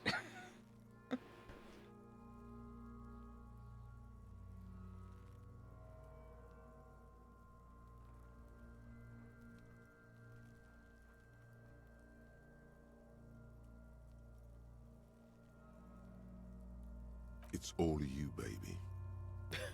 Ceramic plate. Zirconium dioxide, most likely.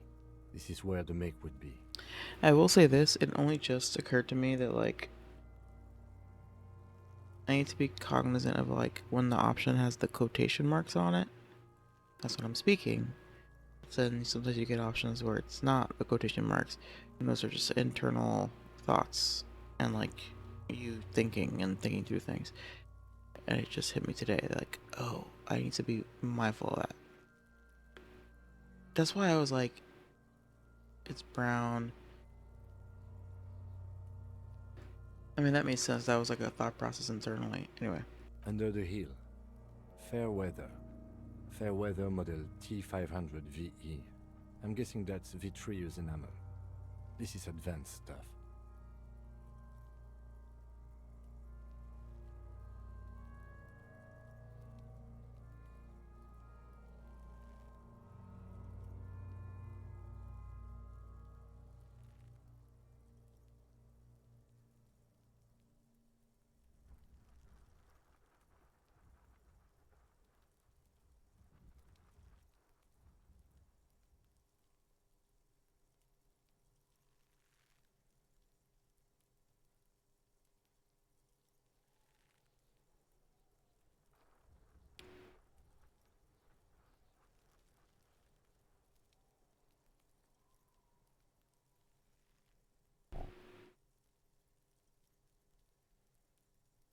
Piece by piece.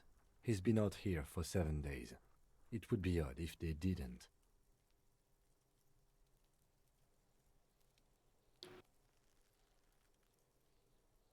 Okay, yeah, I see like the white boots he has. Yeah, exactly. We should Like, keep a lookout for these species. The armor could yield information. This is one thing he might actually know.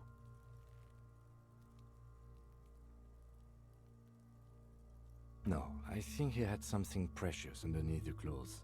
They had to remove the jeans and shirt we found to get to it. And this kind of armor is often worn under fabrics. Nice. That makes sense.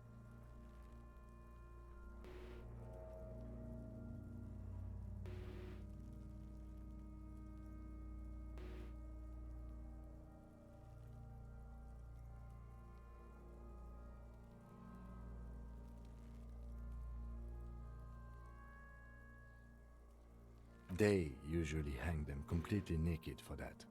La puta madre, the Mazda, the Besmerties and the like. This one still has his underpants.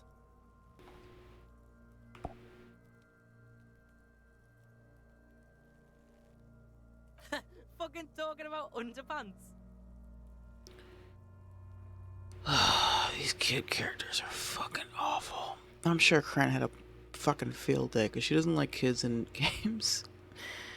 And this fucking Kuno kid, I want to fucking kill him, I swear to God. Kuno would like to interject something here, but there's not enough for him to hold on to.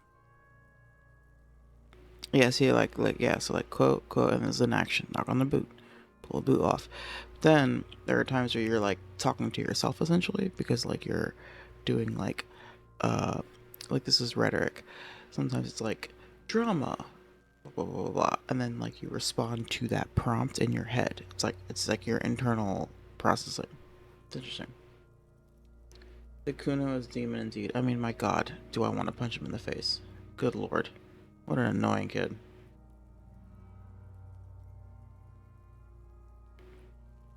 How you doing, by the way? So, material looks out of place here. It is. It's expensive. We've requested similar material for our tactical units for years now. The constabularies deemed it too costly. In that time, we've lost 6 men to semi-automatics.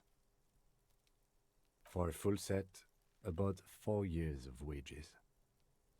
For the northwest region of Revachol, an officer's average yearly income is 5,500 real, unadjusted for rank.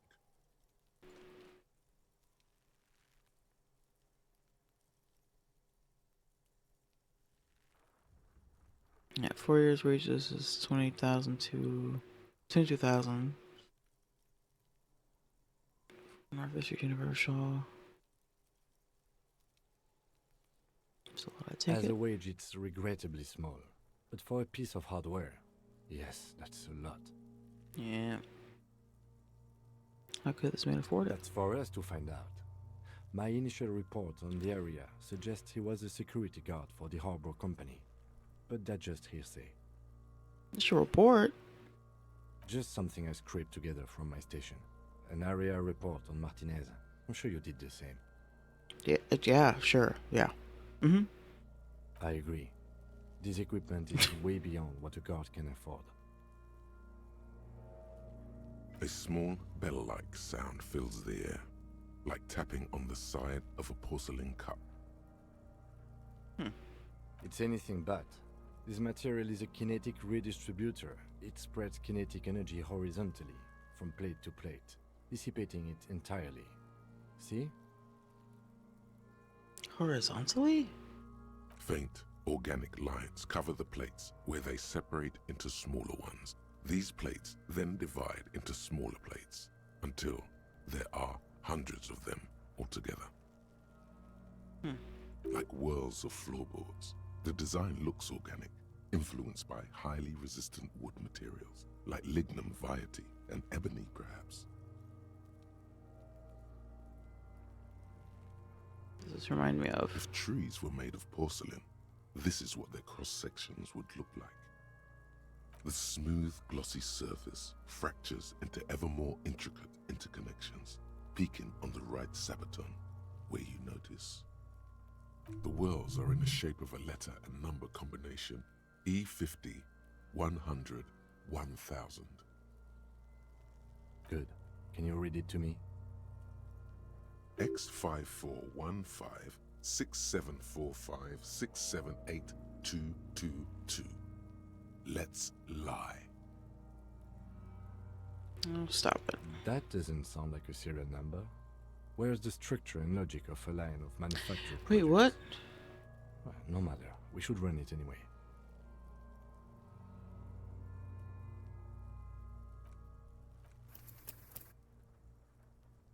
Oh my god.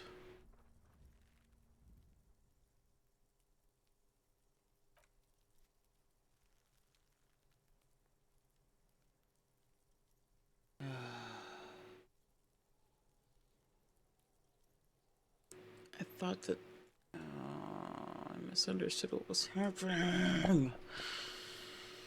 I didn't want to actually lie. Alright, now we're definitely going back. Great. How did I not load? How did I not save again? Fuck me. That's so annoying. That's extremely annoying.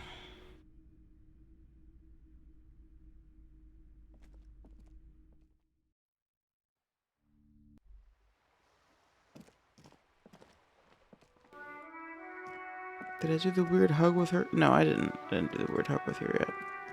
Or I did already.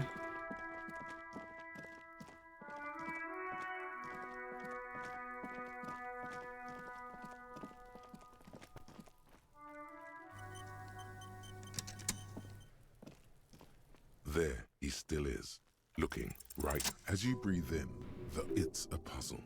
What's hanging in front of you? They do after 7 days. The man before you isn't the material, a delicate, and these are clearly not boots. Indeed. Oh, the lieutenant uses a memo technique, A6. That's not, it's all you. Ceramic plate, under the heel. Fair weather, piece by piece. We should keep a lookout for these species. The armor could yield information. This is one thing he might actually know. No, I think he had something precious underneath. Nice. That makes sense. They usually hang them completely. Fucking talk. Clearly, Kuno would like to interject something here. But piece by piece. We should keep a lookout for these species. No, I think. Nice. That makes sense. They usually hang them. Clearly, Kuno would like to interject something here. But it is. We've requested similar for a full set. For the northwest region of Revachol. As a wage, it's regrettably small. That's for us to find out. My initial report on the area, just something I scraped together from my station. I agree. This equipment is way beyond what a small bell likes. It's anything but. Faint, like whirls of floorboards. If trees were the whirls are in the shape of a letter and number combination. E50, 100, 1000. Good. Can you read it to me? Okay, I see.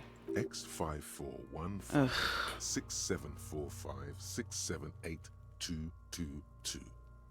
Let's lie. I understand now. The drama prompt is like, oh, let's lie. Let's make this number. I thought that it was like he was reading that. I thought that the serial number was separate from this. I thought it was like a separate thing. I didn't realize that it was like in place of the E50 thing. Hey, Blue. How you doing? Welcome while I figure out this weird crime drama game. We have a make and a number. That's something. We can use the radio in my kinema when we're done. Either station can chase it for us.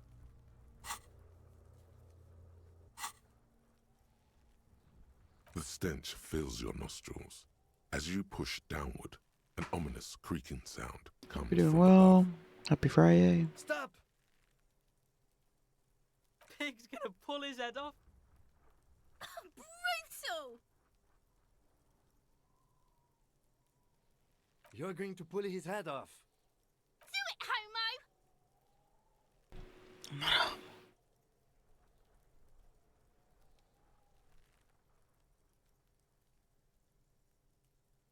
Yes, that's what I said.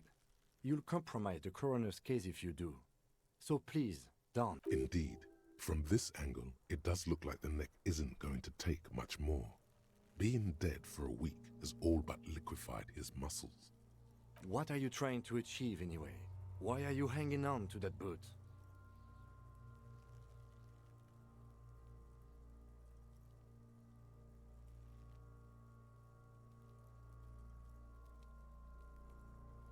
Try what exactly? If you can't experiment, how will you learn?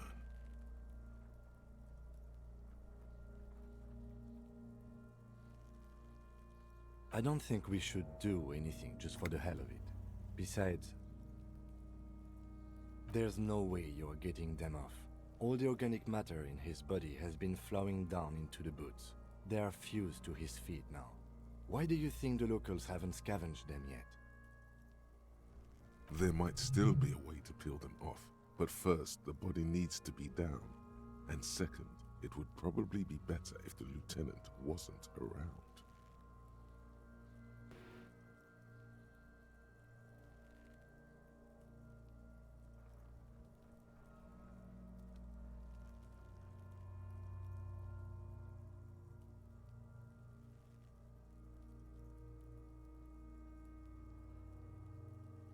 The anticipation makes you crack your fingers. Feels nice. Nice and cracky.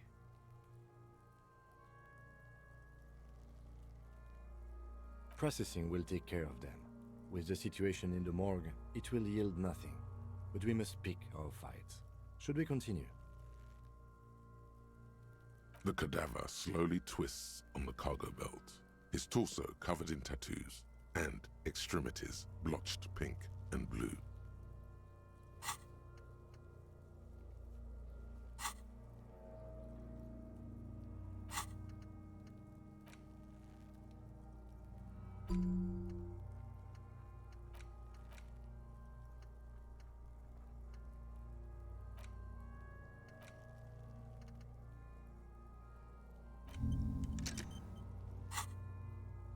The hangman's knot is pulled tight by the weight of the corpse below. Yellow, hard-edged polyester cuts into his neck. Above, a sliding buckle ties the belt to the branch. This is a steel-reinforced cargo lashing belt, big brother of the regular cargo belt. It's used for tying cargo under six-rotor airships. Airlifting. I thought it was used on lorries for strapping cargo to them.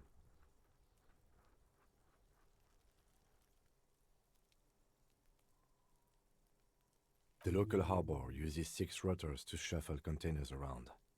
I get the sense they use whatever was on hand, without paying much attention to not incriminating themselves.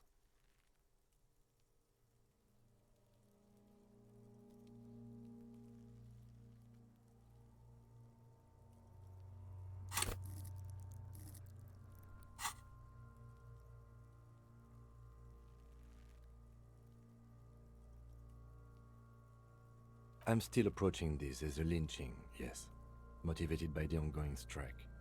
You?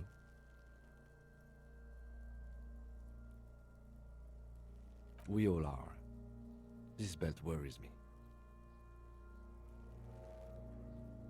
I was afraid it would be. Thin steel wiring, parallel strands. This makes getting him down more problematic than I had assumed. How'd they get him up? A noose is one of those things that's easier to use one way around. That ladder can't carry a grown man. I didn't see any splintering either, did you? I think they lassoed the branch, then pulled on the belt to close the buckle. Could be. The shape of the branch supports the theory. The cadaver hangs from the cargo belt. An intricate web of blue lines stretches across the torso, from the right shoulder to the solar plexus. Each time they intersect, a small white star is formed in their crossing. Hundreds of fading asterisks riddle his skin. Their concentration is highest around his heart.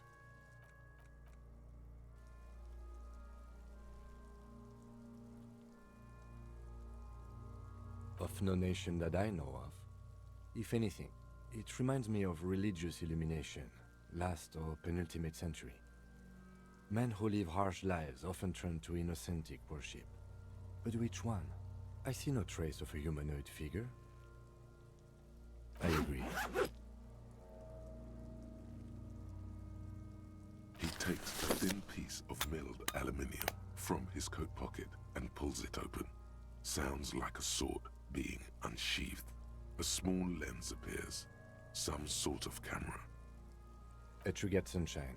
Mini. Triggered is the world's leading manufacturer of intercommunication devices, primarily projectors. The camera before you looks familiar somehow.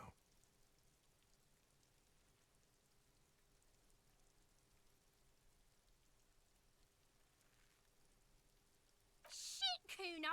What the fuck is that? Shut up. An instant color camera. I have only 2 ampoules, so nobody move. I don't want to waste one.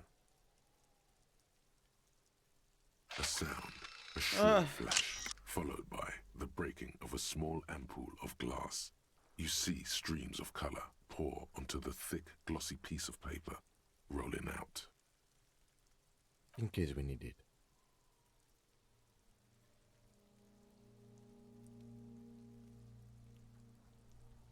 Yes, it is pretty cool, isn't it?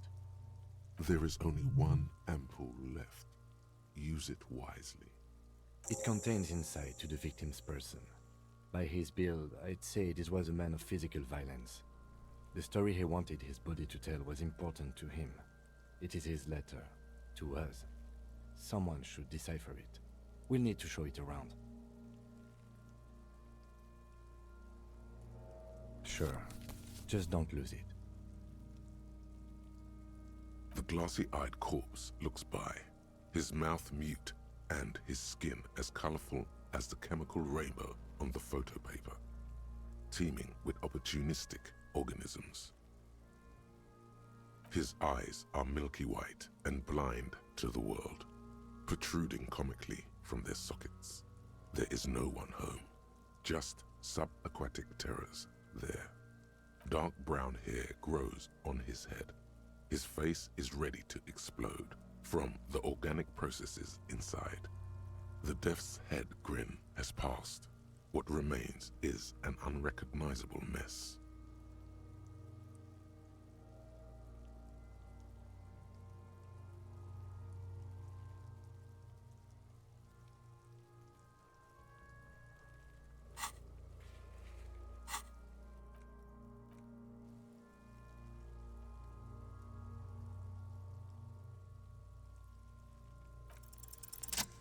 Yes!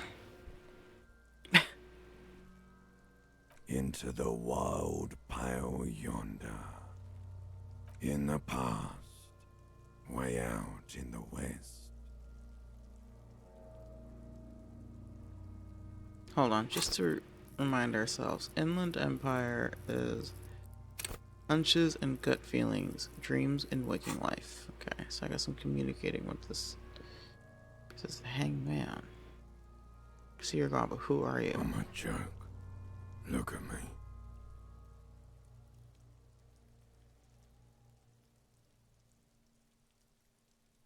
There is nothing funny about jokes either. A killer, a motherfucker, and a killer. Go ahead, Cobbo. What do you mean?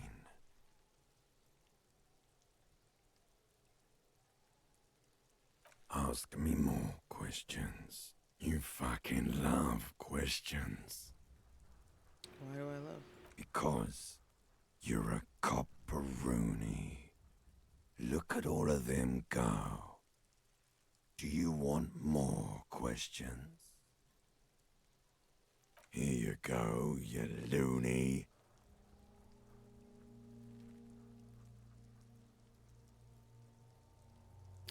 Why do I feel like I've forgotten something terrible? Because you have. Fuck no.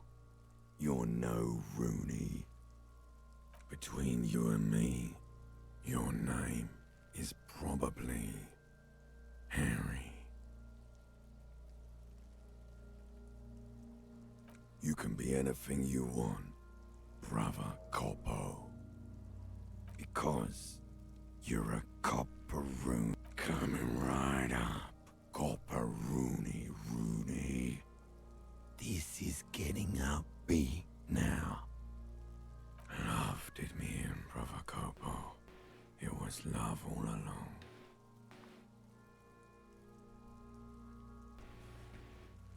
Sure, Lobo. I can ask you a question. Why are you doing this? Looking at my face, motionless, looking into my eyes, standing here. Why are you investigating my murder?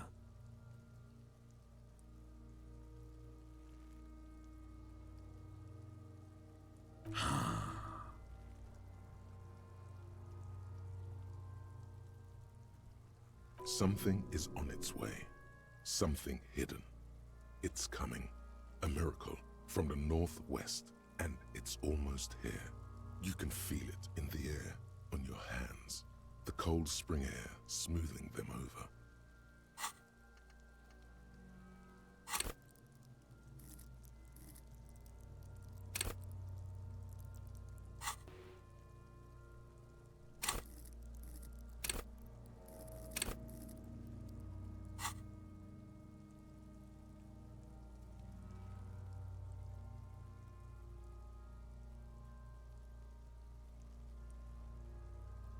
Come back later, Corpo. Amuse yourself with my frank manners and my memento mori features. If possible, also, see me in your dreams.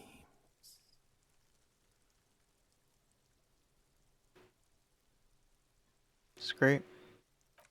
As you narrow your eyes, the monster before you blurs into a violent mess of green and pink.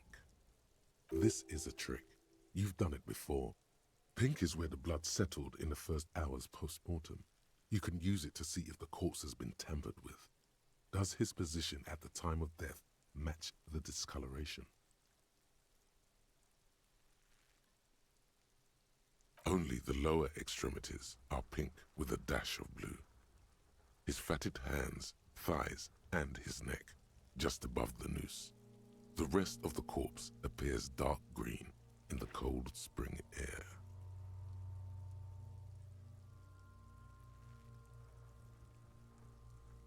The cadaver slowly twists on the cargo belt, his torso covered in tattoos and extremities blotched. As you narrow your eyes, this is a trick. You've done it before. Pink, only the lower extremities. I see it. His neck too. The lividity goes right up his chin. We have good, well-pronounced discoloration here. The monster comes back into focus, an explosion of color, coursing with dark marbled veins. His stomach appears pregnant with something. Black liquid streams down his thigh and onto his boot. So, what do you think?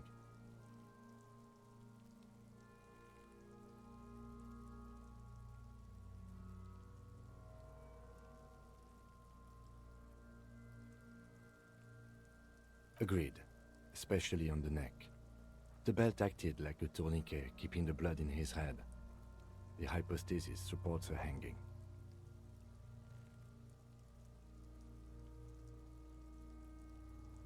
You would still like the hypostasis marks in the neck to be a bit more pronounced.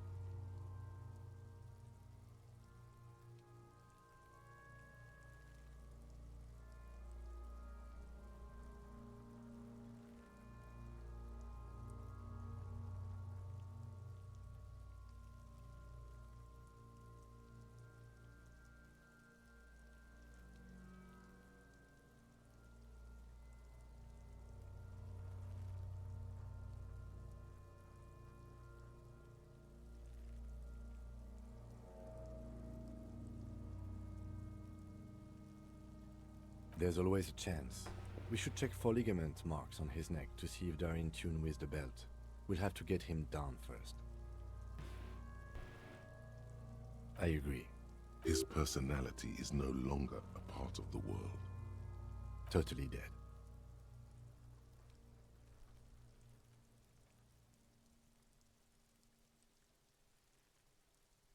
Sure, the corpse looks by, oblivious.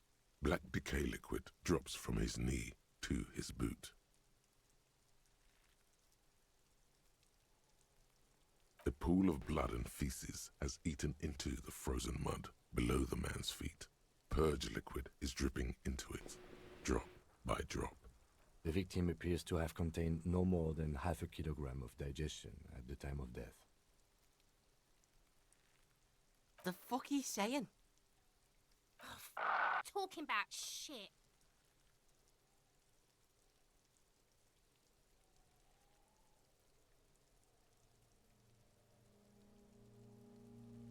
Number 3 is tempting. Did we? I don't feel lucky. I do. Most of them are post-mortem. Maybe even all of them. The delinquents have made our jobs harder with their little sport. Stop talking in riddles, coin slot. He means you fucked him up good, Kuno. Fucked him up brutal like.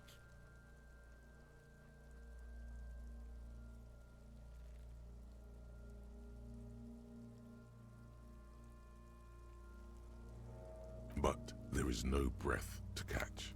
Only the cadaver filling the air and your nostrils. He slowly rotates. Are you sure we finished the preliminary examination of the cadaver? We might miss some of these things once he's done.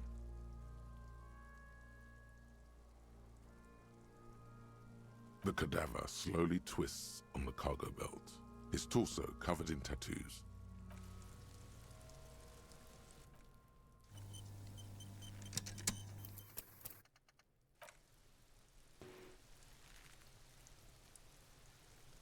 The man before you is naked.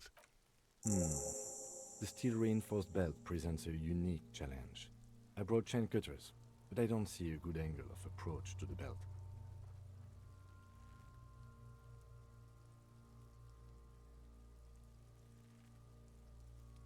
He doesn't actually think the challenge is. The cadaver is a good 1.2 meters up. Neither one of us can reach the belt without assistance. And even if we do, there's the question of cutting the airship strength material.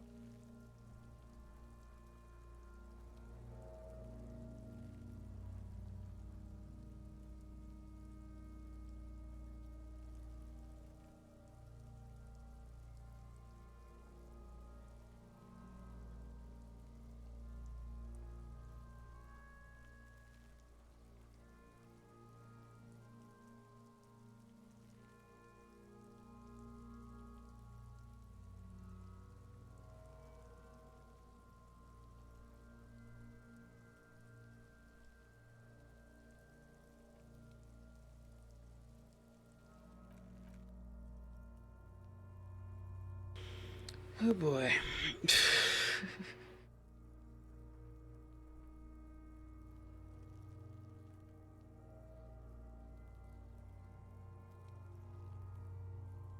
Okay, I think I'm gonna call it here, actually. Because getting sleepy again, it's a little late, and this is an important part. I think, like, I want to pay attention to this, and we did some stuff today, and we're gonna call it here.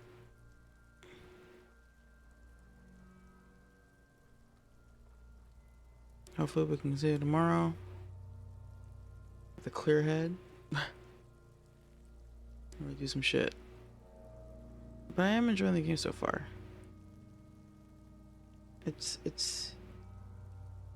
Yeah, we got some stuff done. It's very, like, you have to fucking, you gotta be, at least for me, like, it feels like the kind of game where you have to really be fucking paying attention. Not so much in the sense of, like, how do I put this? There's just like a lot of information that's like dumped on you, or that it's given to you and presented to you, and not in a bad way, in a good way. But it's just like a lot to take in. It reminds me of the first time I played Mass Effect. It reminds me big time of the first time I played Dragon Age Origins.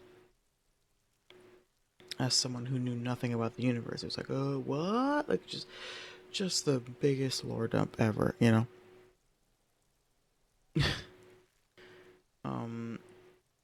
Shit like that, where it's like, damn, there's like a lot to learn and a lot to take in, but like it's so worth it to do it, because then you really, like, you know, it's like you're doing homework, exactly, it's world building, and like it's starting to come together. And I think honestly, I think that a big part of what happened with me in this game is that I did it in the wrong order. Like I just did the thing where you're just like, fuck it, I'm gonna go around and explore, and I neglected to do like the main objective right away. And so now I'm doing the main objective, and it's like, oh, like so many things are making sense now that I did out of order. Not out of, I don't want to say order. There isn't an order per se, but there's like clearly like this is like our top priority. We're detectives and we're investigating a murder case, and I personally, as a player, did not prioritize the murder case, and so as a result, I got like I you know found some other stuff and it was interesting, but then like I kind of felt like, wait, what am I doing? Where am I going? I felt like I wasn't able to do certain things, but like the game explains things to you when you do that main story quest. It's like an implicit tutorial. I don't know. I'm trying to describe this without making it seem like the game is linear. It's clearly not, but I think that I'm doing it on hard mode, if that makes sense, because of the way that because of the order, because of the way that I've like been exploring the world and like approaching different tasks. I think that I'm getting the feeling that the way I've approached it in retrospect will turn out to be hard mode.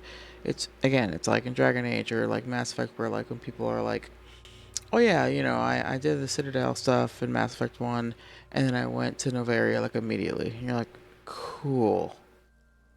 Have fun with that. You had like dog shit armor and skills and no XP at all. You didn't explore any planets. You didn't do shit, and then you just immediately, you know, like this is probably a better example actually. Hold on. Like Baldur's Gate 3 has a lot of that, where you can like go to the Goblin camp and just like aggro the camp immediately and just have no idea how or why or for you know, like I don't know. I feel like that's what I did inadvertently. Like I inadvertently did have approached this whole thing on hard mode. So now I have like 18 quests in my journal. I have no fucking money, and I feel like I'm like just now learning like the core stuff of like what I'm supposed to be doing. It's like, oh shit, I should have done this earlier. Oops. So I'm playing it on shuffle, if you will. Yeah, the game, yeah, it's like if you do it a certain way, then it'll be a little bit easier, but it's not forced on you, which is nice. But now it's like, all right, well now I gotta fucking do the things that I should have done before, and then kind of go from there and be like, okay, I see, da-da-da. And like information that I would have before, I now have, and now things are making sense and blah blah blah. Yeah. Hold on, I still have this on. Shit, hold on. Wait, fuck, when's my last save? Okay, 7 minutes ago. I'm gonna live with that. Okay, because I'm in the, yeah.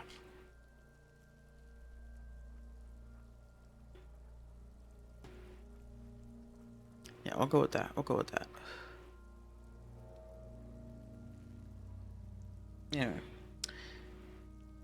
Like doing all the gigs before going to Kentucky Plaza Heist. I mean...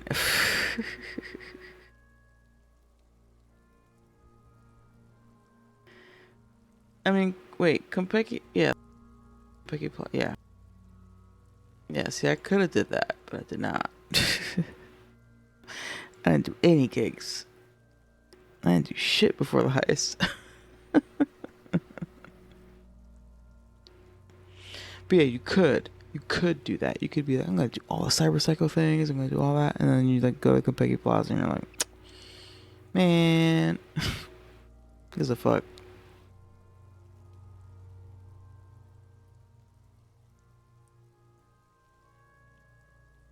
Meanwhile, I'm like, fuck this shit. Dude, no, I'll tell you what it is. It's like doing, because I did like 3 gigs before even doing the fucking parade thing. Oh, that fight was so irritating, man.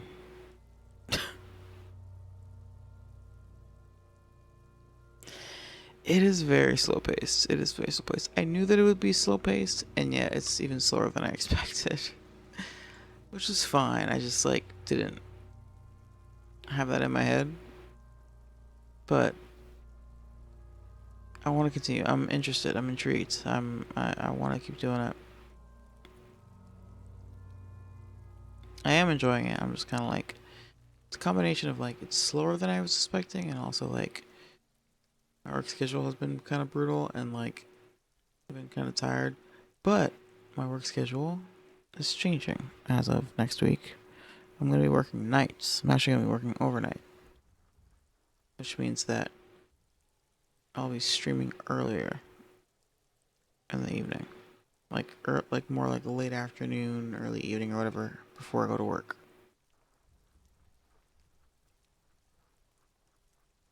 My commute is not going to be nearly as long because I'm not going to be driving during rush hour,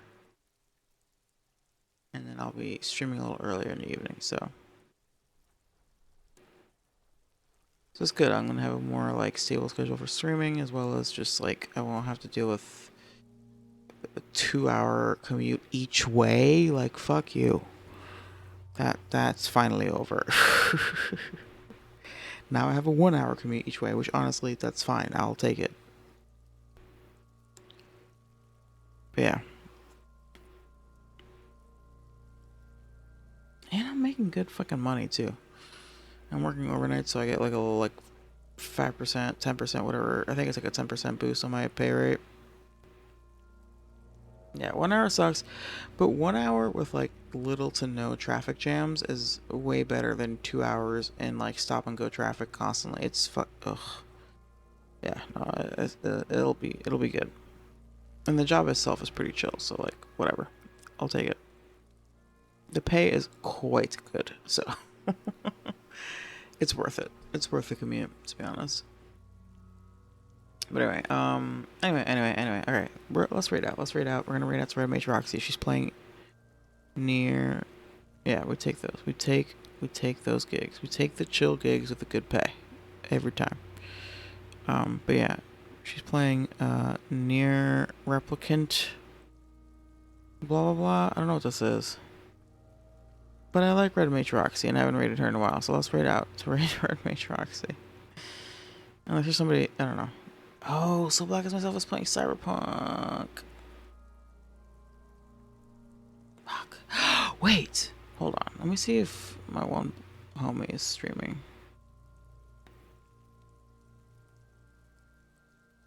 One second. Hold on.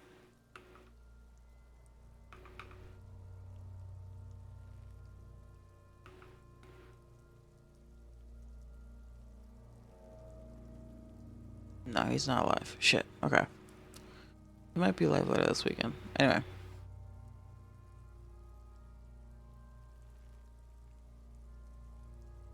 Alright, take care, Blue. See you next time. Yeah, let's read Red Mage Roxy. I do kind of... I might pop into So Black as Myself, but I've rated him a couple times recently, so... Streamer Red Mage Roxy. But yeah, you're welcome for the streams. And thanks for hanging out with me while we watched and yapped about Final Fantasy VII.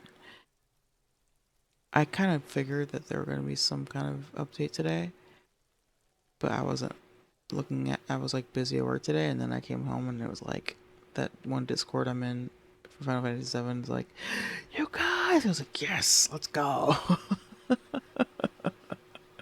It happened finally. So it was fun to watch that, and yeah, I'm excited. Fucking goddamn, I'm so fucking hyped about 7, dude. I'm so fucking excited. Yes, same. I'm always down to talk about it, and I'm always gonna. Oh, I can't fucking wait. I love it. I love it.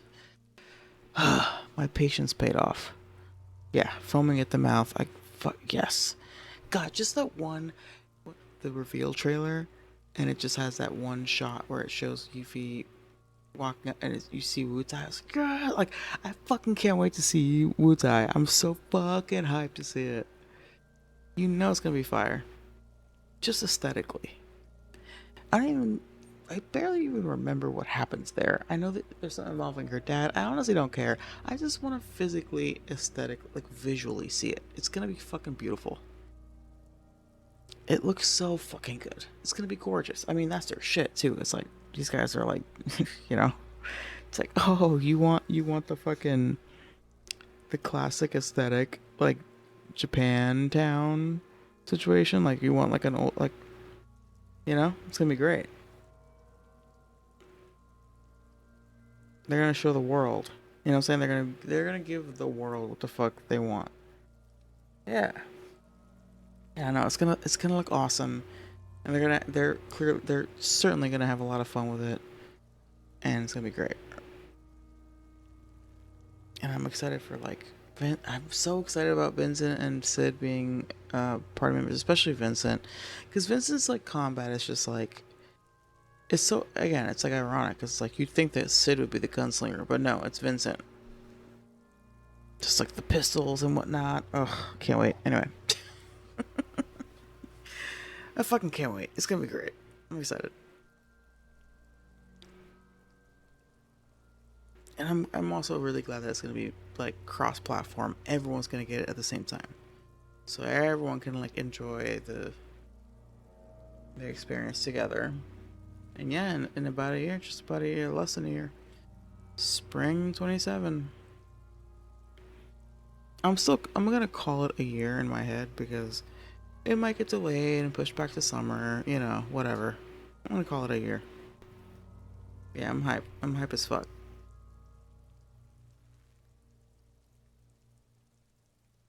Pre-order Rebirth Word. I don't remember if I pre-ordered it. I don't think I did. Or maybe I did because the PC release was later anyway. And I was like, okay, I know I'm gonna want to play this. I don't remember. I might have to be honest.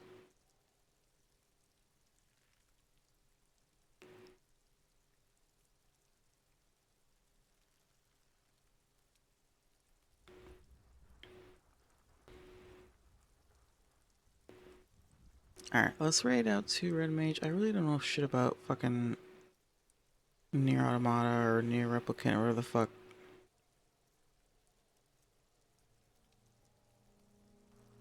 But she's a great streamer and it's been a while and let's go say hey to our girl.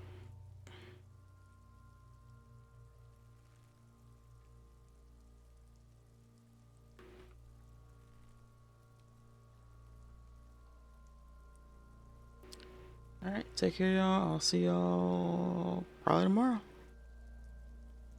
Probably continue with more of this. I kind of want to keep playing Cyberpunk. I did play Cyberpunk the other night, just like I did like a random race, and it was fun.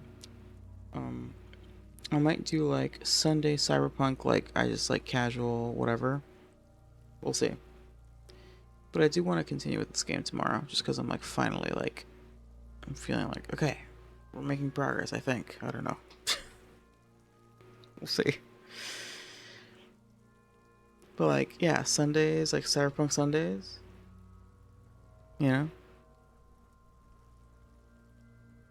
It's like I can continue doing, you know, keep achievement hunting and then like eventually make character like my new character, my new corporal character. We'll see. Oh yeah, and then modding the game, yeah, that's the whole thing. I haven't really looked into that yet. I don't know if I want to mod it just yet, but it's on the horizon for sure. Anyway, alright. I'll see y'all tomorrow. Peace.